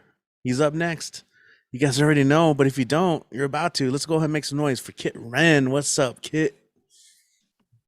Thank you, Richie. But yeah, we know everything that can go wrong, and we're prepared for it. And we haven't had the worst case scenarios, but we're prepared for them if they ever happen. Since tonight is about Tumblewords, I kind of want to turn what I usually do inside out and demonstrate the way Tumblewords works and how it can help a writer who's stuck. Because I was actually the presenter for the first Tumblewords of the digital epoch, not the first ever. I would have been 8. I didn't start going until I was 12. But when we first started moving to Zoom in July of 2020, yes, July 26th of 2020, I presented a workshop on Jack Gilbert. And one of the things I wrote from that prompts became what some people have described as their favorite poem of mine.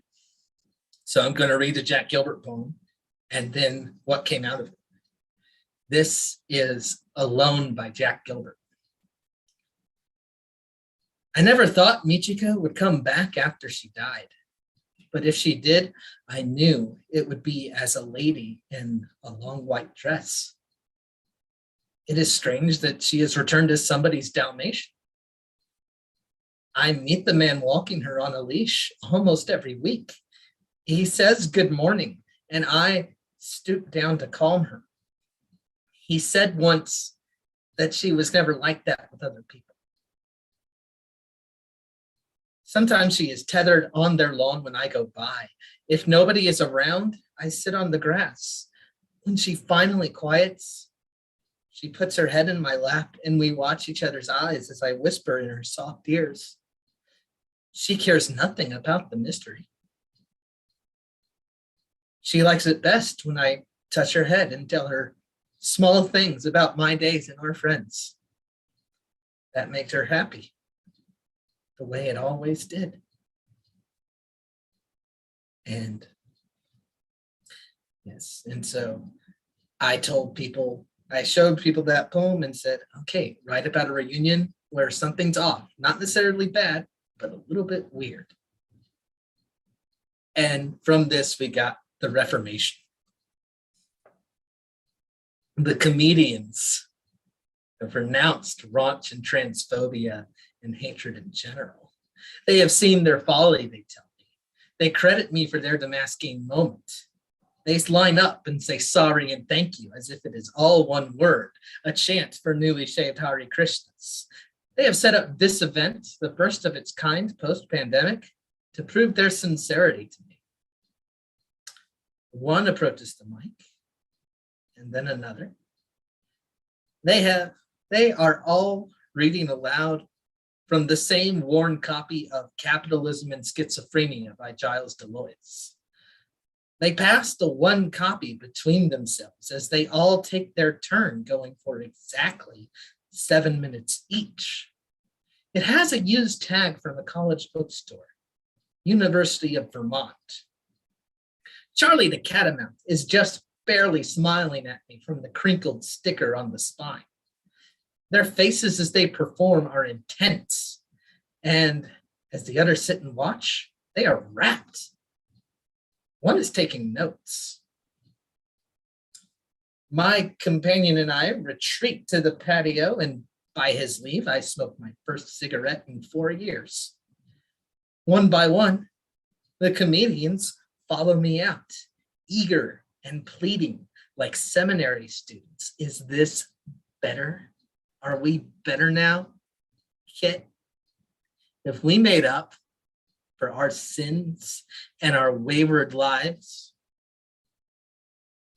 the truth is, I don't know. The truth is, I thought I would always have to fight the comedians for saying one awful thing or another. I viewed it as a responsibility that I had to assume. And the truth is, I have a middle management bred paranoia about what it means when a responsibility gets taken away. The truth is, I liked to fight against the comedians so much that I never gave a thought to what victory would look like. The truth is, I confess to the one with the notebook, I haven't read very much theory. So yes, the anatomy of a poem that came out of Tumblewords. And going to close with a couple of things that are from recent Tumblewords and are not really finished, have not gone through any kind of refining progress. But this is, again, just to demonstrate that our system works. You know, I'm in sales mode now. But this was from the March 19th workshop we had with Heather Franklin of Western New Mexico University in Silver City. And her subject was the landscape, and I got this out of that. My desert mad first cat Shadrach is buried underneath the Kohl's department store. Its merchandise is covered in mysterious marks. The dressing rooms are places shrouded in superstition, and the walls have faked accents of blood. The career of many loss prevention experts have ended with them babbling like idiots or prophets, with feline stigmata across their arms like tally marks. A vice president of something or other sent me desperate correspondence. I laughed when he asked me to call off this spirit. I told him that cat didn't obey me when he was alive. You're the one that dug him up.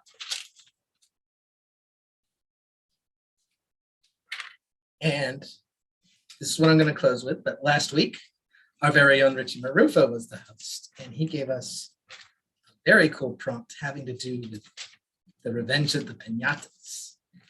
And again, this is going to be an actual thing sometime later, but this is how it started a week ago in Tumblewords.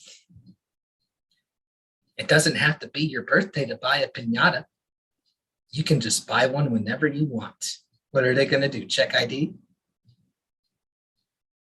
A trend was born from this idle bar conversation. And so a symbol of childhood joy slowly transmutated into one of adult rage. Maybe this is what they objected to. Buzz Lightyear was out. The mayor or certain county judges were in. Plastic bottles of Fireball hit the ground instead of Tootsie Rolls. An artist with a loose moral code and an unparalleled achievement in paper mache specialized in ex-wives. We know from the movie scientists should not play God. We forgot to make it clear that the artists should not be devils. That's all from me.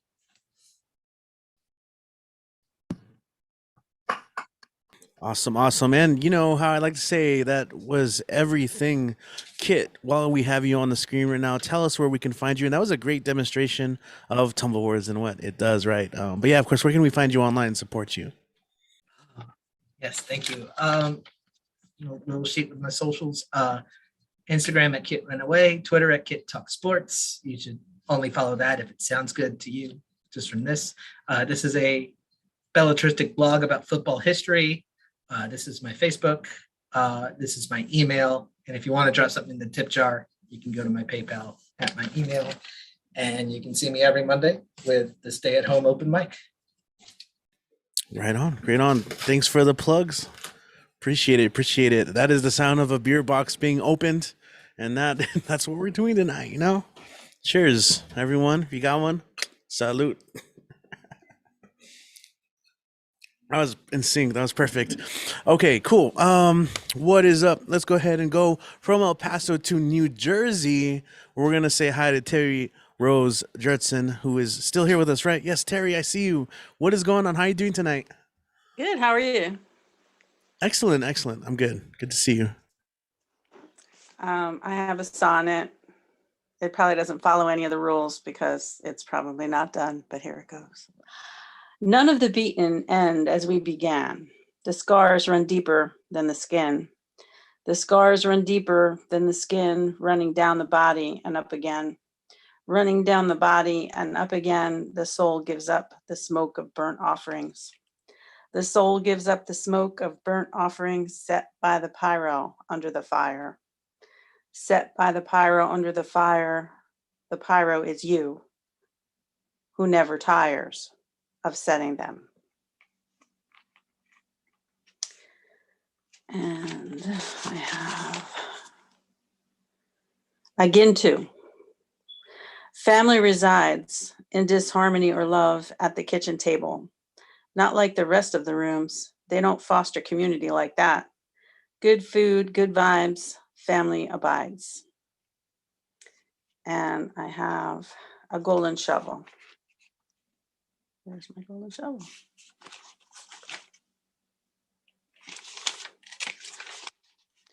The line of the golden shovel that it's going to end with is, I begin with love, hoping to end there. This was from a workshop with Ray Jane. Violet and I like to begin walks around town with stops at Dunkin', love. She is always hoping for me to throw her the end pieces of half-eaten donuts there.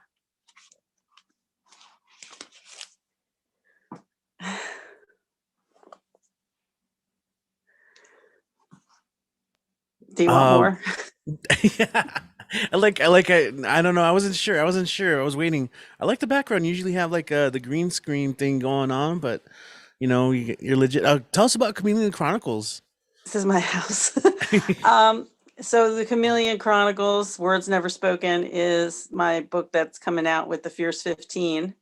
And a note about that is there's going to be a readathon on May 15th at 2 p.m. on The Word is Right. And I will put that information in the chat. You can also read, I believe, because it's a Zoom. And on board on that would be the artist who designed the covers, Shane Maynor, and she's going to talk about, her process and each, designing each cover. It should be interesting. Yeah, it sounds like it. That's pretty cool. So please feel free to drop any links as of course, and people who are watching on YouTube right now who aren't used to our online community, how can they follow you online, support you? On Facebook under my name, which is Teresa Rose Jurtson, and I'm on Instagram under iFunnies Mom, and that's IFUNNIEZ Mom. And I also am in the anthology Touching Tongues, and these books, Touching Tongues is for sale, and also the other one, the Chameleon Chronicles, which is my first poetry book, that's just me, and there's artwork in it that I also did, is you can pre-order that. So if anybody is interested, you can just hit me up on Instagram or Facebook and message me, and I have PayPal, so we can work out how you're going to get that book if you want it. All right, perfect. Thank you for taking the time and joining us today, Terry. And yeah, we'll see you at the next online mic, whenever that may be. Thank you. Thank you. All right. Sweet. Hello. Hey, what's going on, everyone? Let's go ahead. We're gonna go from New Jersey back to El Paso. We do a lot of jumping around digitally, and I love it. But we're gonna go ahead and visit a longtime Tumblewords contributor. He's a writer, Tumblewords writer. Let's go and welcome Bill Sparks up to the mic.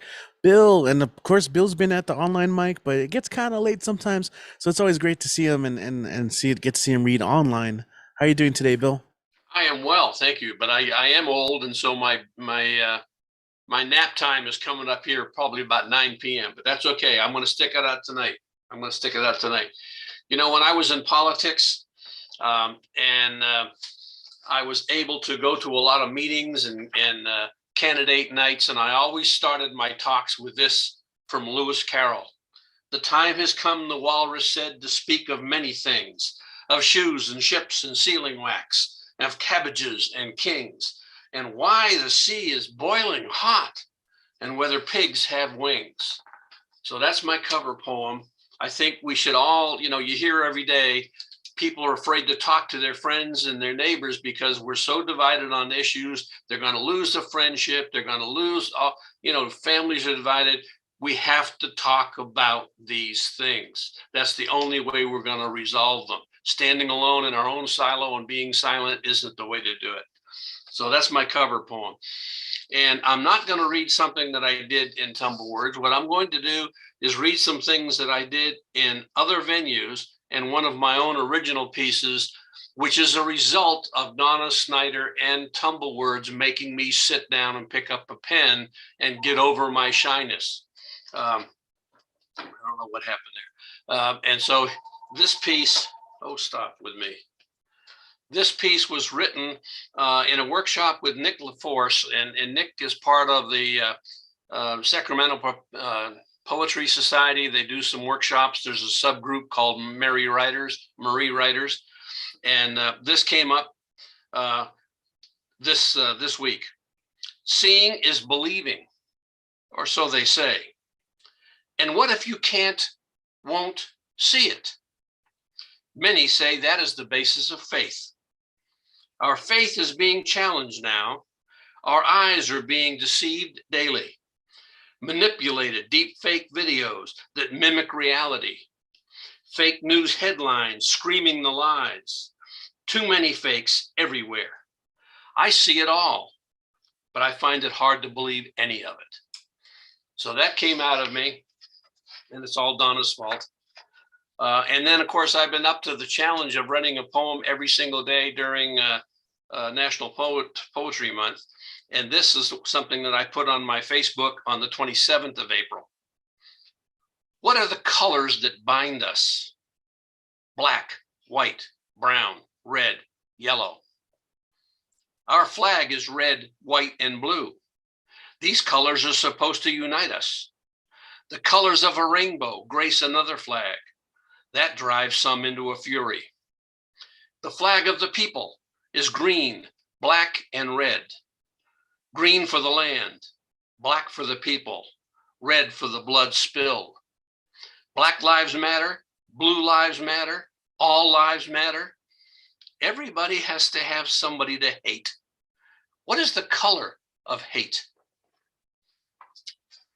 And then finally, this one I'm proud of. I have started a tradition of Memorial Day breakfast the week before Memorial Day weekend. One of the things that I do at that Memorial Day breakfast is I read the poem Flanders Field, if you're familiar with that highlight the poppy. And of course, if you're in Britain or Canada and you're not wearing your red poppy, boy, they will absolutely hang you at public square. I mean, that's a part of your uniform now. So I wrote this one based on Flanders Field and the emotions of the poppy. Where the poppies blow. We did not ask for this honor. The honor was thrust upon us. Yet we bear our burden with pride. For these are the fields where you died, where the poppies blow, row on row. We feed the birds and butterflies, our blossoms open to the sky. For centuries gone by, we have stood alone in fields for miles surrounded by the woods. Then you came with your machines of war, the fire and pain of trembling earth and more. So many cried and died, the earth turned red. This ground is hollow now. We hold your dead. Where the poppies blow, row on row. We stand as sentinels to honor this place, where your honored dead now rest in peace. We accept the challenge to keep the faith. This 100 years past, we have borne witness. 100 more, and many will prove our fitness. For we are the flowers that grow in Flanders field, where poppies blow between the crosses, row on row. And I yield my time back to you, Mr. Chairman. All right, appreciate that, Bill. So really quick, do you have anything that you would like to share, promote in terms of websites, workshops, social media? I certainly wish I did, but you can follow me on Facebook. I'll put my Facebook on the chat. Okay, great. Awesome. Thank you so much. Yeah. Always great to see you. I know I got to see you at Tumblewords recently as well. So I'll be getting back to you. We finished school in 2 weeks, so I'll have some free time. So I'll be getting back to you. Okay, so I'm looking at the list. We're getting there. We're getting there so closely. We are gonna travel online to Omaha, Nebraska, where we're gonna visit Janet Bonnet. Bonnet, how are you doing today, Janet? Let's see, you're still with us, right? Hold on. I'm still with you. I'm sorry. Okay, no, it's great. It's I'm good to doing see you again. fine. Winds calmed down. We had storms, so that's why I was late. It's been great this evening, and I'm so pleased to see Tumblewords being spotlighted tonight. Cool, excellent. Yeah, no, that's great. Thank you for that. Go ahead and take it away. All right. This is one I'm working on. This is part 1. It's called Someone is Counting the Dead. Counted 1,428 dolphins massacred in a yearly Viking tradition, not for food, just for fun. Counted 227 indigenous forest guardians murdered in 1 year. Burned and shredded to pieces to terrorize others. Counted thousands of virgin acres ablaze on the altar of agri-industry. It's a cause with a mission. Let's make money, not love. Bullseye on boomers hiding from COVID. Shock 'em, shame 'em, shake 'em up, down. Follow the free marketeers. Target audience captured, enthralled by carnage and violence. Empathy triggered, willpower surrendered, gamed by shame. Oh, the guilt of it. No need to think, no effort required. Join now, pay later. Come on, all together, here we go. Be the solution, just send the money. You, especially you. Mother Nature needs you now. You know you want to save the world. It'll end without you. Blood red, pulsating send, mesmerizes, beats up a heady desire, feels like lust, need it, want it, feel it, satisfaction guaranteed, wash that sin away. Oh, yes, yes, instant gratification, phantom guilt purged. Oh, what a relief it is. Blessed be PayPal and its one finger click. So simple, so painless, effortless, really. Now post it, forward it, share it, and heart it. Let everybody know. You'd think we really were saving the world, just sitting here, hiding from COVID. Someone will count the dead over and over again. Overcome, we drown in sorrow, confusion, and guilt. Overwhelmed, we sit crying for our children's children. Just sitting, lost in the hype of it, afraid to imagine the future, cursing trillionaires' games for fame.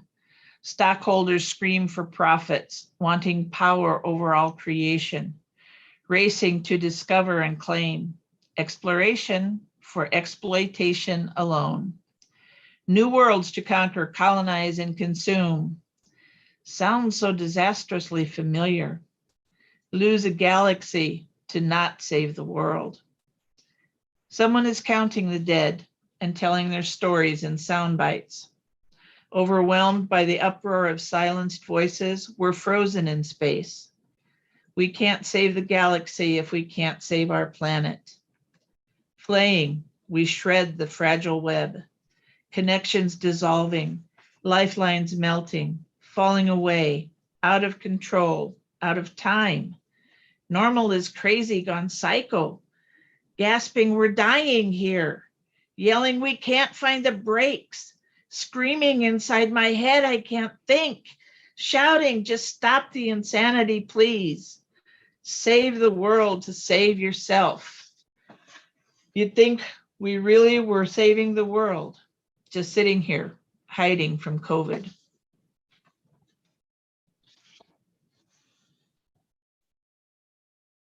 No, thank you, Janet. That was a little bit more intense than the last few, but it comes from a solid place.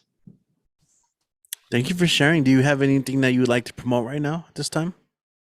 Well, I always promote Fine Lines, which is the local Nebraska journal for authors to submit. They're always accepting entries or submissions. I'm part of the editorial crew. We're all volunteers, and it can always use your support. I've been published in Fine Lines. It comes out quarterly, and it's Fine Lines Literary Journal. You can find it all over the place. And I'm sorry I don't have the website handy. Just look it up on Facebook. That's the easiest place. They also have a website, easy submission, and great opportunity to get to know a lot of great other authors. And I want to say that I was recently part of a crew that I was on Vice News. I did some interpreting for them.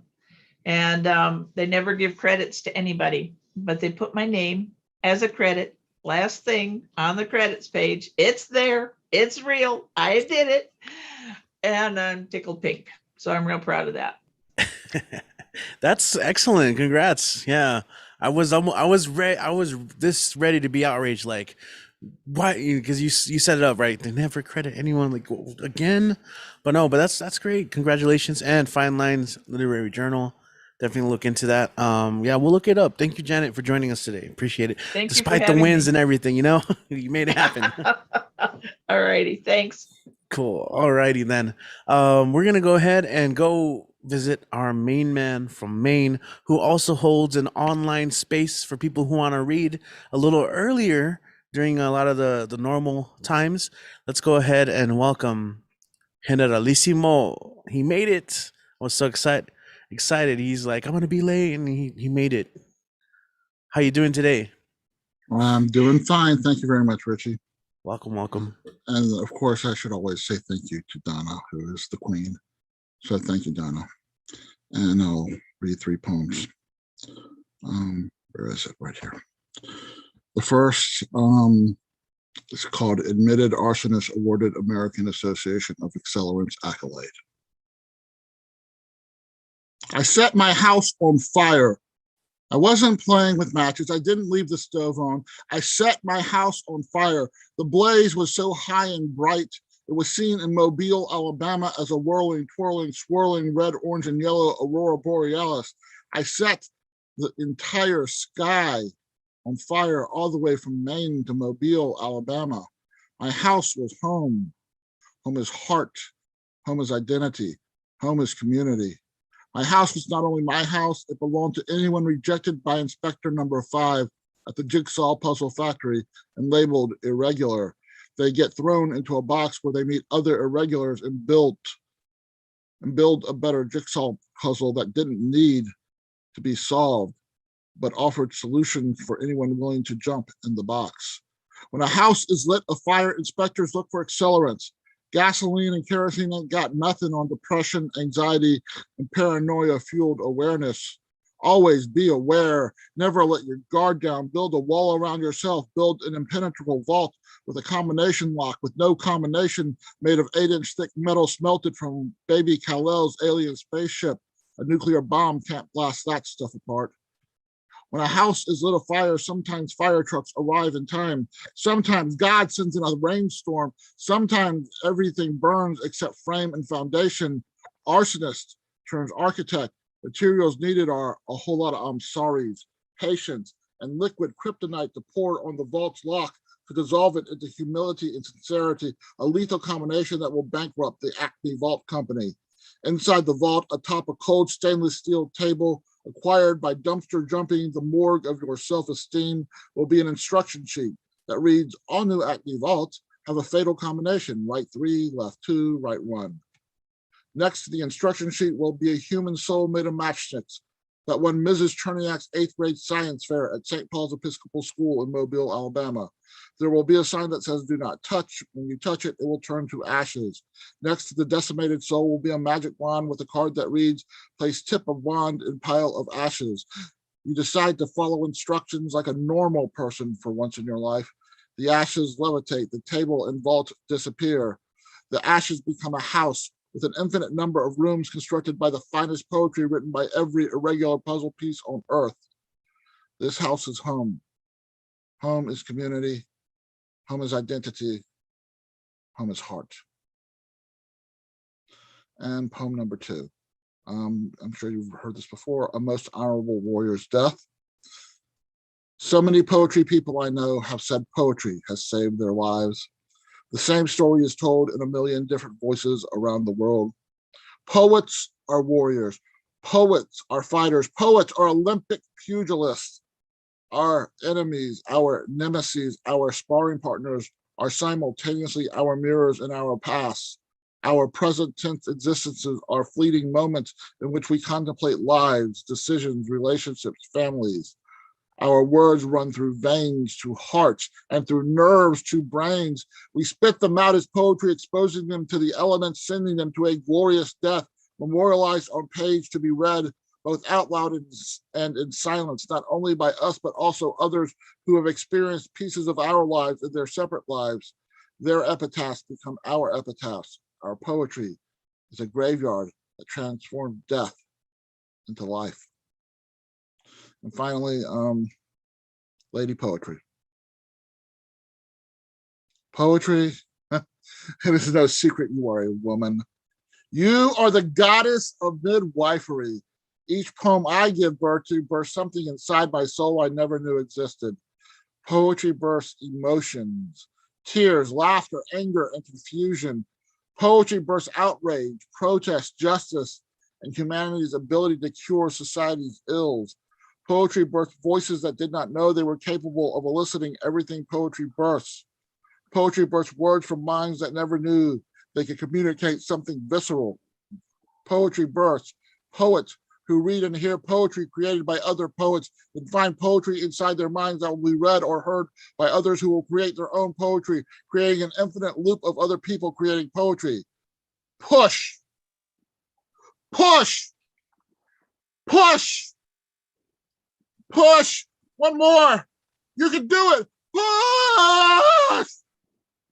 Congratulations. You've given birth to a poem. Thank you. Oh, Generalissimo. Yo, everyone make some noise. Unmute yourselves. Clap it up. Make some noise. Oh, so good. So good. Great set tonight. To echo Sandy Shakes. Amen. Well, thank you. And of course, Monday is my next Cafe Generalissimo. On Friday the 6th, I will be featuring at Garage Poets, which is a really wonderful open mic in suburban Boston. And then also on the 14th will be my Tumblewords workshop called With a Little Help from My Friends. And I'm going to have some guest poets reading some poetry, and then I'll be giving prompts from their poetry. But of course, we can do anything we want at Tumblewords. So thank you very much, Richie. And thank you, Donna. And thank you, Kit. And thank you, Terry Rose, because I love you. Excellent, excellent. Yes, many thanks all around. Of course, you covered it so well, and yes, thanks for joining us today. Yeah, we'll see you online at the next one for sure. Um, yes, Sandy's just coming with all the lines I want to echo. You do rock. That's right.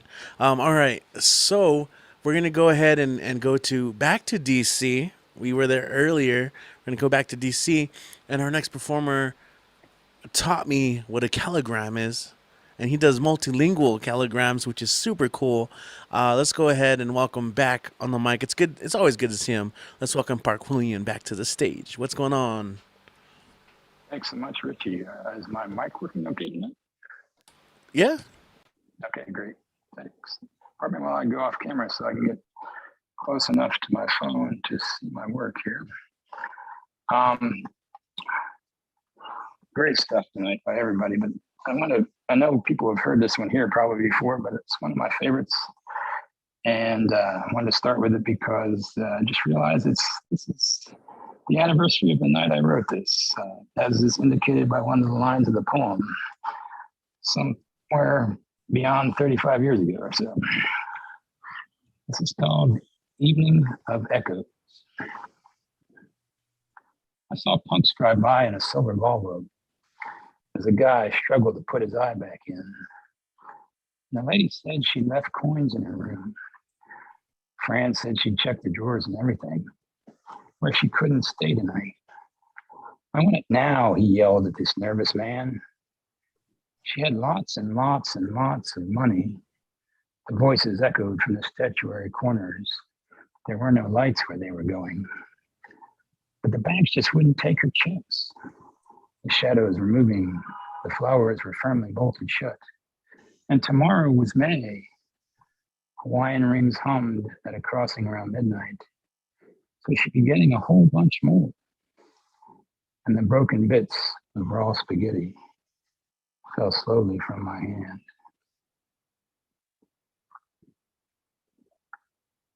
And this next one is one of the most recent things that's come out, referencing a lot of stuff that's in the news today and tying it back to a trip I took 35 years ago almost at this point, across the country that's been in the news. Tentatively calling this the Plains of Pain.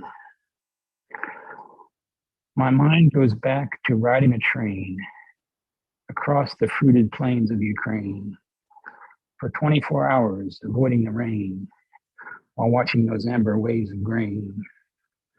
When perestroika was starting to crack, the chains that held the nation back, but now that land is under attack, and many who grew now suffer the lack of places to hide from children's cries as fireworks fly over ginger skies, though not from celebration but lies, created to justify people's demise. And after we'd seen the black beaches surreal, the city once named for a man of steel, who hunger did force and food did steal, was next on our journey and would reveal a burned out frame that was left behind, quite like the one on Hiroshima I'd find, to echo resolve and sharply remind that war destroys and leaves us all blind.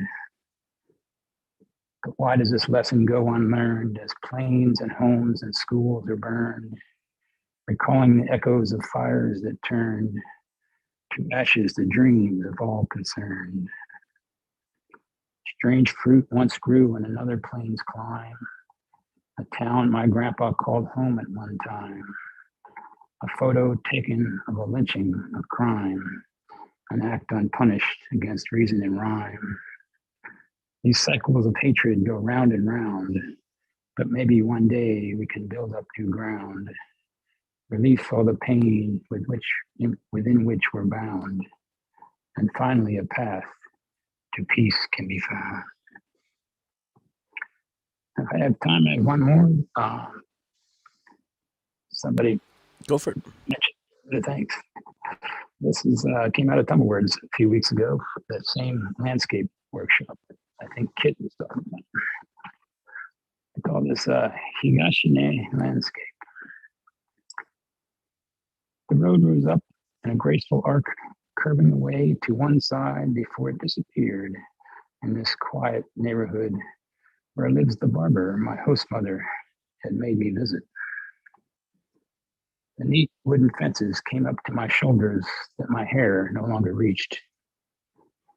But peeking above were vibrant pink blossoms I'd never noticed before, that I would later learn were blossoms of the peach.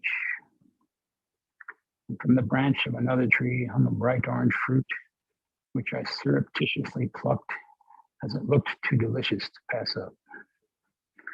One bite and I learned a lesson my father later told me he learned in the side yard of the house of his old maid aunts he once lived with. A persimmon isn't necessarily at its sweet, ripe peak just because it has a bright orange glow. And thank you very much. All right, and very much thank you. Awesome. Thank you. Barquillian, did you want to promote your social media or anything that you have going on right now? Sure, you can, as you mentioned, the calligrams, you can find my calligrams on parquillian.com, on Instagram at Parquillian. And I have a couple books that I did the cover for that are anthologies of members of my DC workshop group. I can put all that in the chat. All right, that's pretty cool. And of course, one last thing, excellent shirt. I love it. Oh, thank you. Favorite artist. All right, so it's been quite a night. You know what? We have a couple more performers left. I want to thank everyone so far who has read, but we're gonna go ahead and go to Missouri, where we're gonna welcome our friend Scott, who herds goats on an Ozark ridgetop, married to the woman of his dreams, educator and publisher of The Rusty Truck. It's nice to meet you. Welcome to the show, Scott. Go ahead and take it away. Thank you, Richie. Thank you. This first poem took place about 50 years ago. I got to change that to gallery. My bandwidth's low. It's called Gone with the Wind for Butterfly McQueen. I met Miss McQueen in '74. She was on stage in Kansas City in a starring role, and I cleaned up after the dinner show and all the money went home. She told me once I would do great things. I told her I wanted to go into construction. Shaking her head, she had the biggest smile, and she said that was not what she saw. She said she didn't care for streets paved with gold, never believed in those Jesus myths, and that her first acting job was a maid, and probably be her last role as well. That when she did Gone with the Wind, she couldn't go to the premiere. It was whites only. When I said that was a long time ago, Miss McQueen, she smiled, placed her hand on my arm, shook her head. No, honey, it's not. This next poem is probably about 15 years old, and I'm a teacher, and the only class I teach is creative writing. This poem is called Poetry 101, 7:45 a.m. I never sat with Brodigan in a North Beach bar or hit out with Bukowski in the City of Angels. But if I had, I may have learned early what the pages don't reveal. Instead, I taught a poetry class to your abused, broken, and neglected children and started to give them metaphors, similes, and personification. But they knew figurative language well enough and tried to wear the face of normal, wanting to be like other kids. Tried to hide the scars with just ink tattoos and too much mascara.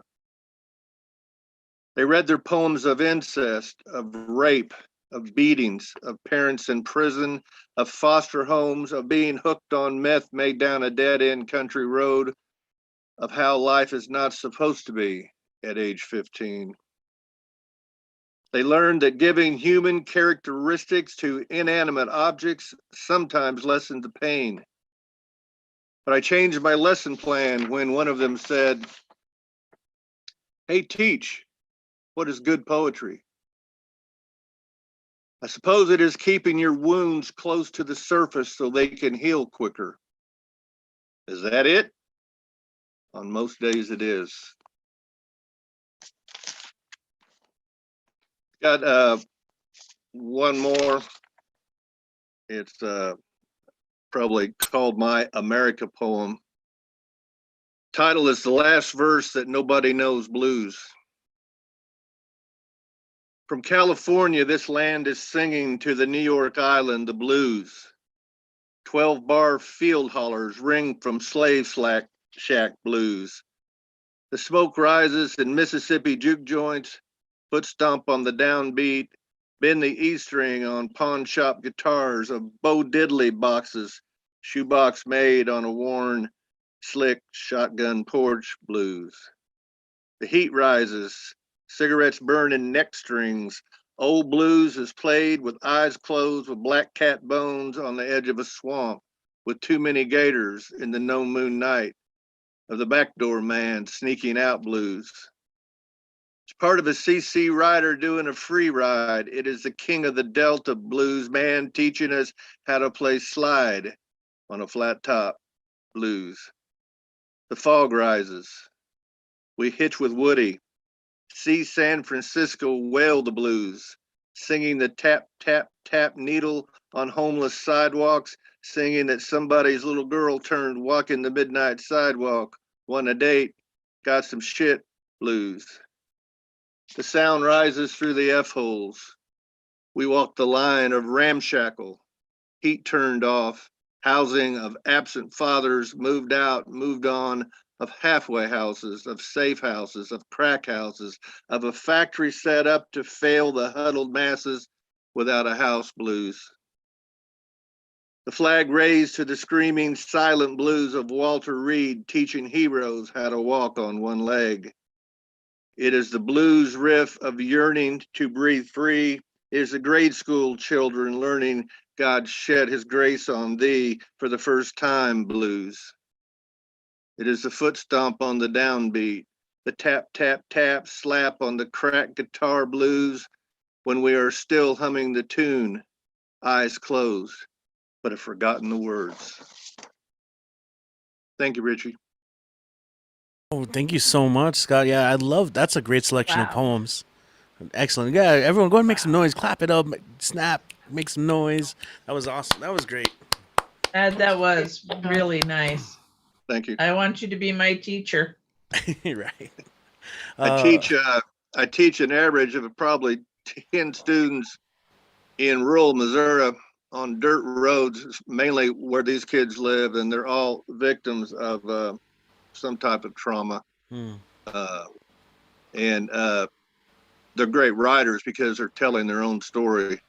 Well, they've I had them a semester, and they've been published for 4 different places. So these kids are walking on air right now.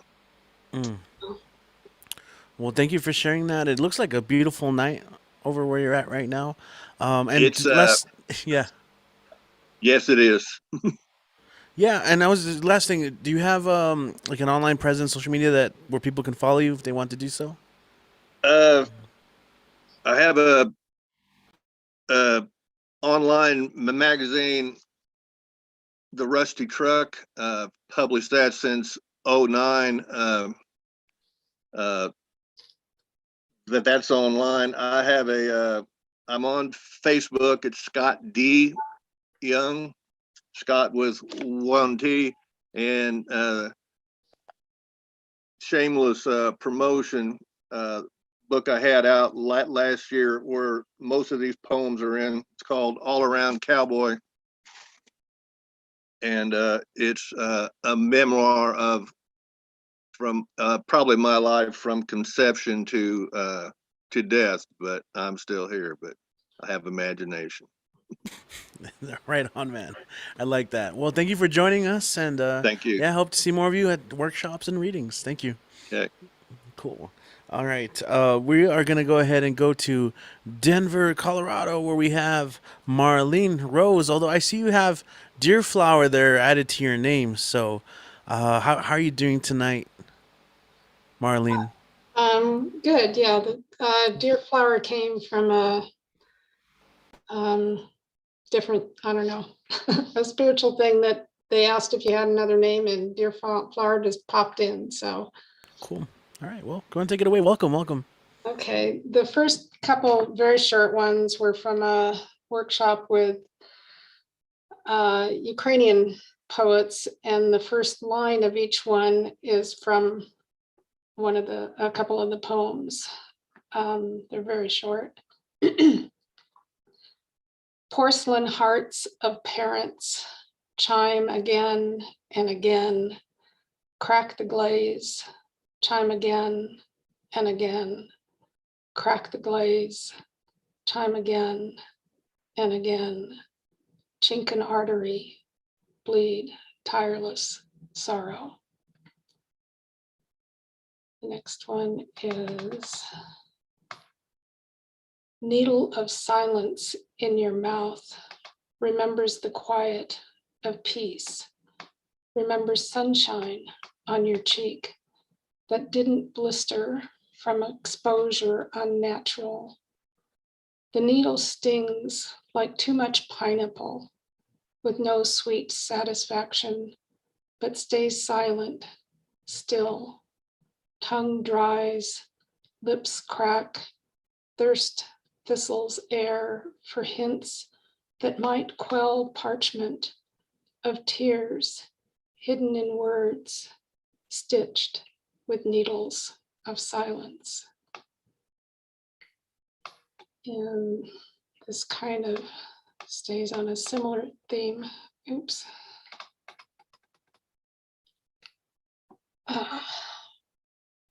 Where are the centuries that follow death? Do they come back from ancestors, come forth from grandchildren unborn? In the mists where they exist, do they exist? Are they lost? If my father died before I was born, would I exist? When his father was shot in Russia, were siblings, parents left behind? Did any die in the war, in the camps? Grandma fled with the kids. Dad was 4. The girls didn't survive. What if they hadn't fled? Would they have died in the war, in the camps? 2 steps back and a different choice, and I'm not here.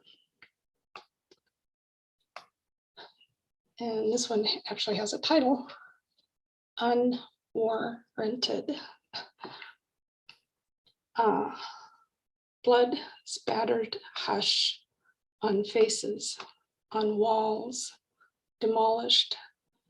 Children, visions, children see mothers, see soldiers, see hospitals, homes, high schools, demolished. Lives dismantled, ripped from soils rich with heritage, hope. Trucks, planes, heroes arrive to aid. Will they recover again? Home holds a hush, cradles, heals, hopes. Words cascade from the heavens. Help them. This is another very short one. Vortex to void, to oblivion. Reveal darkness, envelop light until the moment it passes to light unencumbered. A honeycomb drenched, dripping in knowledge, visceral in every cell. Knowing the unknowable is accessible to be and remain unknowable, unknown as a blanket that holds a newborn. And this is my last one. The prison beside the zoo feels different. Cages similar, but the air the lion breathes has no ceiling. The lion appropriates his life beyond the cage, comes to my yard, to my inari. The cage cannot house his soul. In this prison, the man in the hole can hear Mozart, Beethoven, Bach, to venture to other worlds, to hear the songs of grass, of air, of rocks. When the quiet is quiet enough, it opens the curtain to land the tone in the labyrinth of the ear, or the grass of my labyrinth, with the peach tree trunk, where Inari sharpened her claws and conversed with the lion who stands still in the ethers, where the quiet is quiet enough. Thank you. Awesome. After that, I had to leave some room for some of the quiet, you know? Thank you, Marlene. Appreciate you joining us today. Do you have any publications, websites, social media that people can follow and support your work? I don't. I need to learn how to do social media stuff.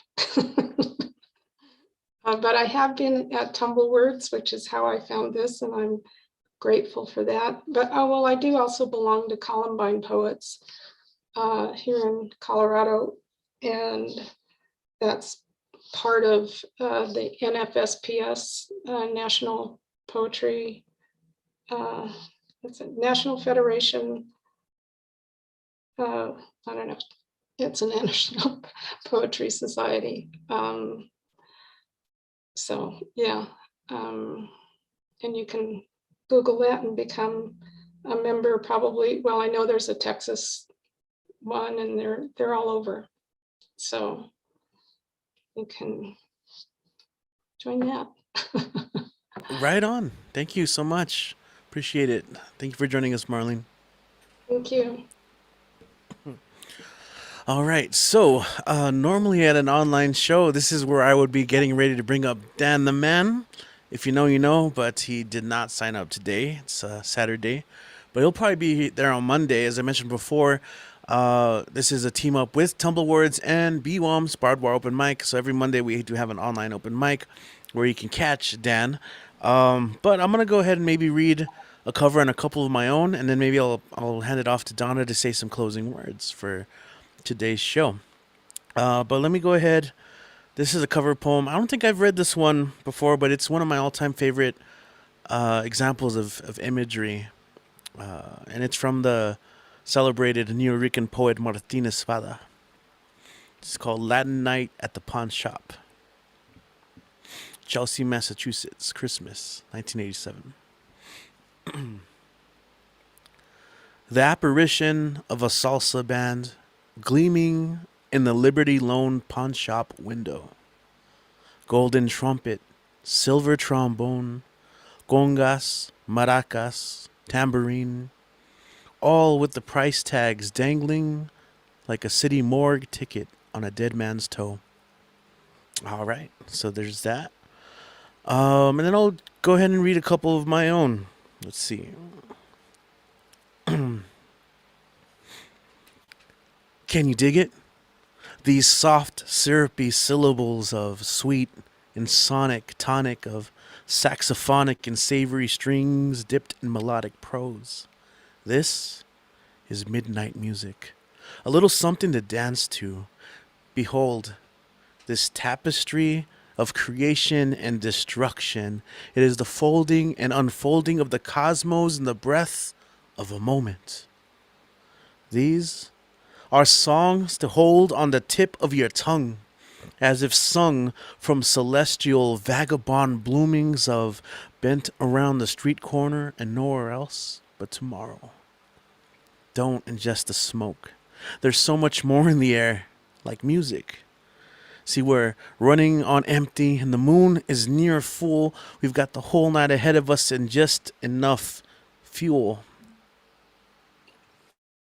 As origami dreams of the heart take flight, never having before believed so much in the potential of a horizon.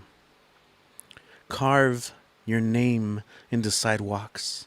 Etch your essence into the secret passageways of underground cities.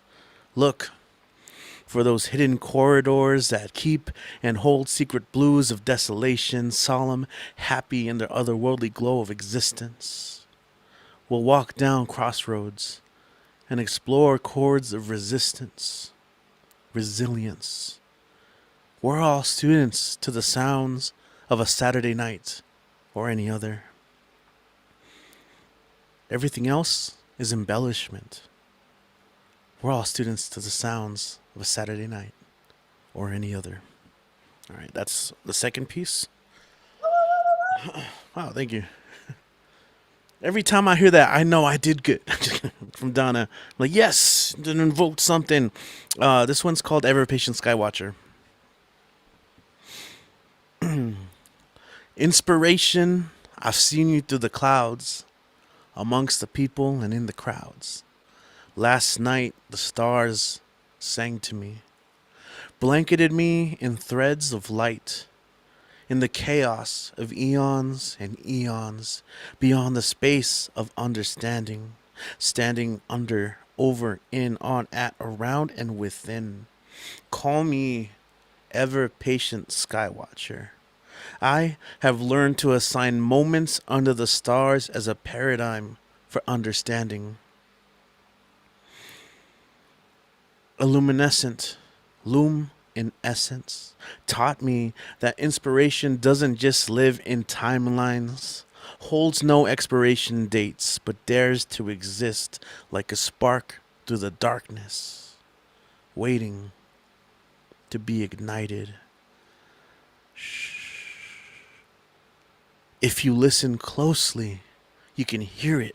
We're talking relevance in retrospect. Hence, our introspective perspectives may come to be respective as it grows in the infinite, minute by minute, like lit wick, as hens click, like tick, tick, tick.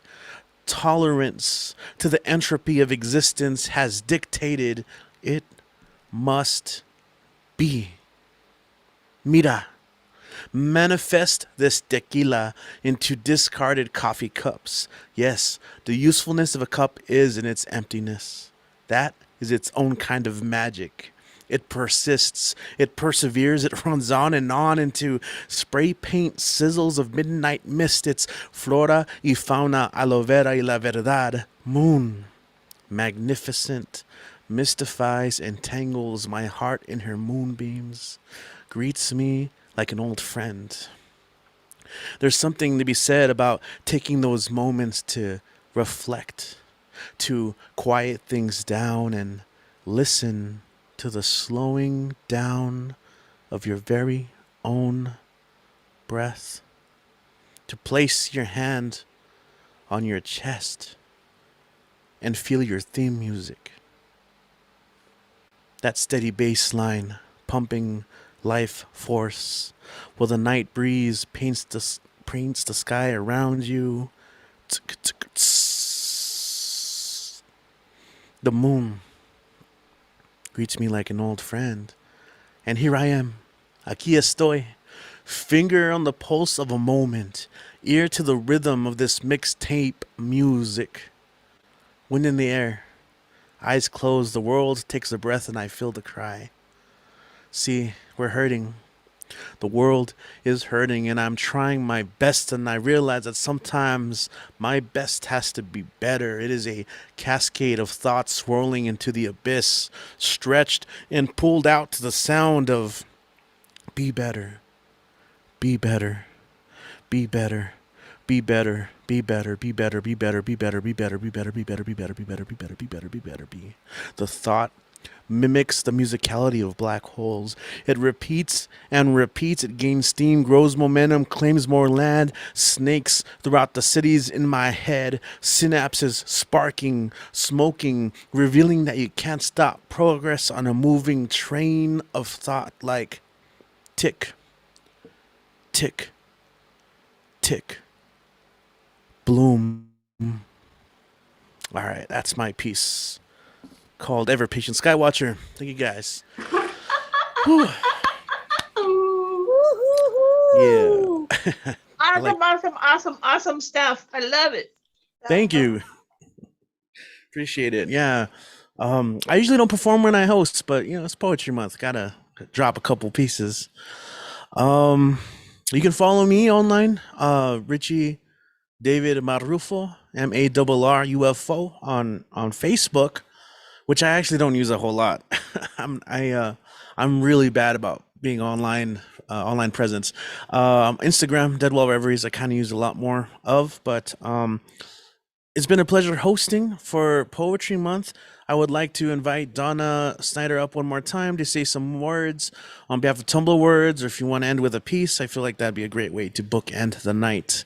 Donna, what's going on?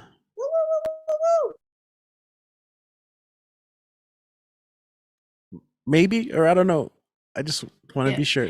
Thank you so much. I want to say I particularly appreciate you sharing some of your own poetry as part of this Tumblewords night, because yes, you're Mr. Spoken Word, and yes, you're Mr. Barbara Open Mic, but you're also a Tumblewordista, and always will be in my mind. So thank you for that. And thanks each one of you who came here to celebrate National Poetry Month with Tumblewords Project. It means a lot to me to see you here and to hear your words shared with the rest of us. And if you, I can't find my phone. Hold up.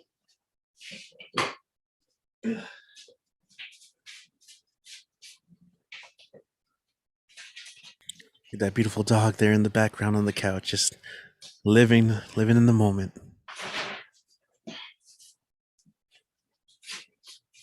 I'll just read this.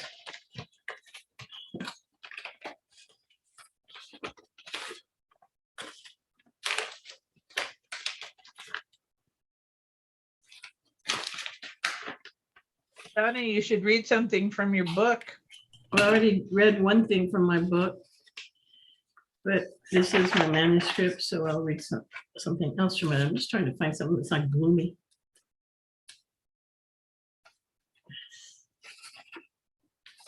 Because as Robin put it once, well, Donna, pay attention to the melancholy. Like, yeah, that's true. I do. But I thought there was more happy stuff in this. Michelle, I thought there was some happy stuff in this book you're publishing. Oh, well. A lot of sexy in that book, Donna. A lot of what? Sexy. Sexy, yeah, I know. A lot of, okay, I'll read this one.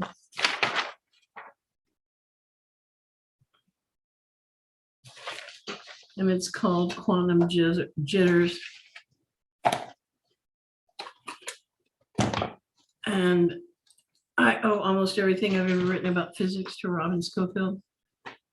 If the universe evolved from a bad case of quantum jitters and time predates matter and space, then mathematics is a failed approximation of absolute truth with its effort to freeze meaning into a formula. Time, frozen, is a thing of beauty, but so are many fallacies. The music of the spheres, the harmony of a static galaxy, the dissonance introduced by Galileo's descent, Ptolemaic theory explains the anthropic principle well enough, but the push of darkness proves Ptolemy wrong. Not that Newton was right. Each theory supplanted one after another as measurements shine a light through the darkness. The exquisite asymmetry of time, space always emergent, but still time existed before either matter or space. A butterfly's lifespan depends on the leg of migration in which it is born. Born at this time, it lives weeks. Born that time, it lives years. Each night a positive, each day a minus. Our bodies and minds are informed by sunlight. Time is reversible in relativity and in quantum physics, moving back and forth, a psychological construct, perhaps, or maybe a basic function of the universe. Perhaps time predates space. Perhaps everything is relative to everything else. Each time the universe ends, it begins again. History begins again, repeats itself infinitely. Mid-20th century, ring around the rosies, little girls in white anklets and patent leather Mary Janes, little boys in cowboy shirts and boots. Medieval games played in the red dog gravel outside that one-room Twitty Baptist church. Children mouth words wrought of the Black Plague, while inside the grown-ups drink grape juice. Take this in remembrance of me.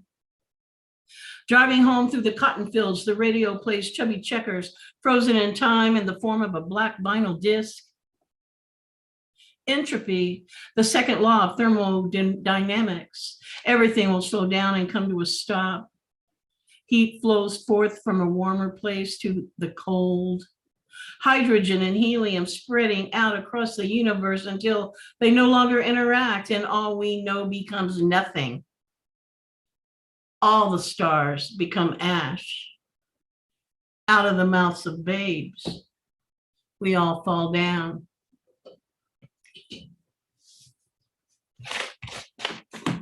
Thanks again. All right, awesome. Thank you. Yeah, that was so great. I think that was a perfect fit here for the end of our reading. So if you haven't had a chance, try and connect with all the new peeps that you met tonight. This is on YouTube, so if you guys want to catch a replay, it's already going to be available. Barbed Wire Open Mic on YouTube. And again, shout out to Tumblewords. We look forward to all the feature workshops, and we will see you guys for this reading hopefully next year, and maybe it'll be a hybrid show so we can incorporate all of you guys online, but maybe we can do something in person and mix it up. It'd be a whole lot of fun. So my name is Rich, host. Thank you, Donna. Thank you, everyone. Shout out to everyone who read tonight. Love you guys for putting yourselves out there.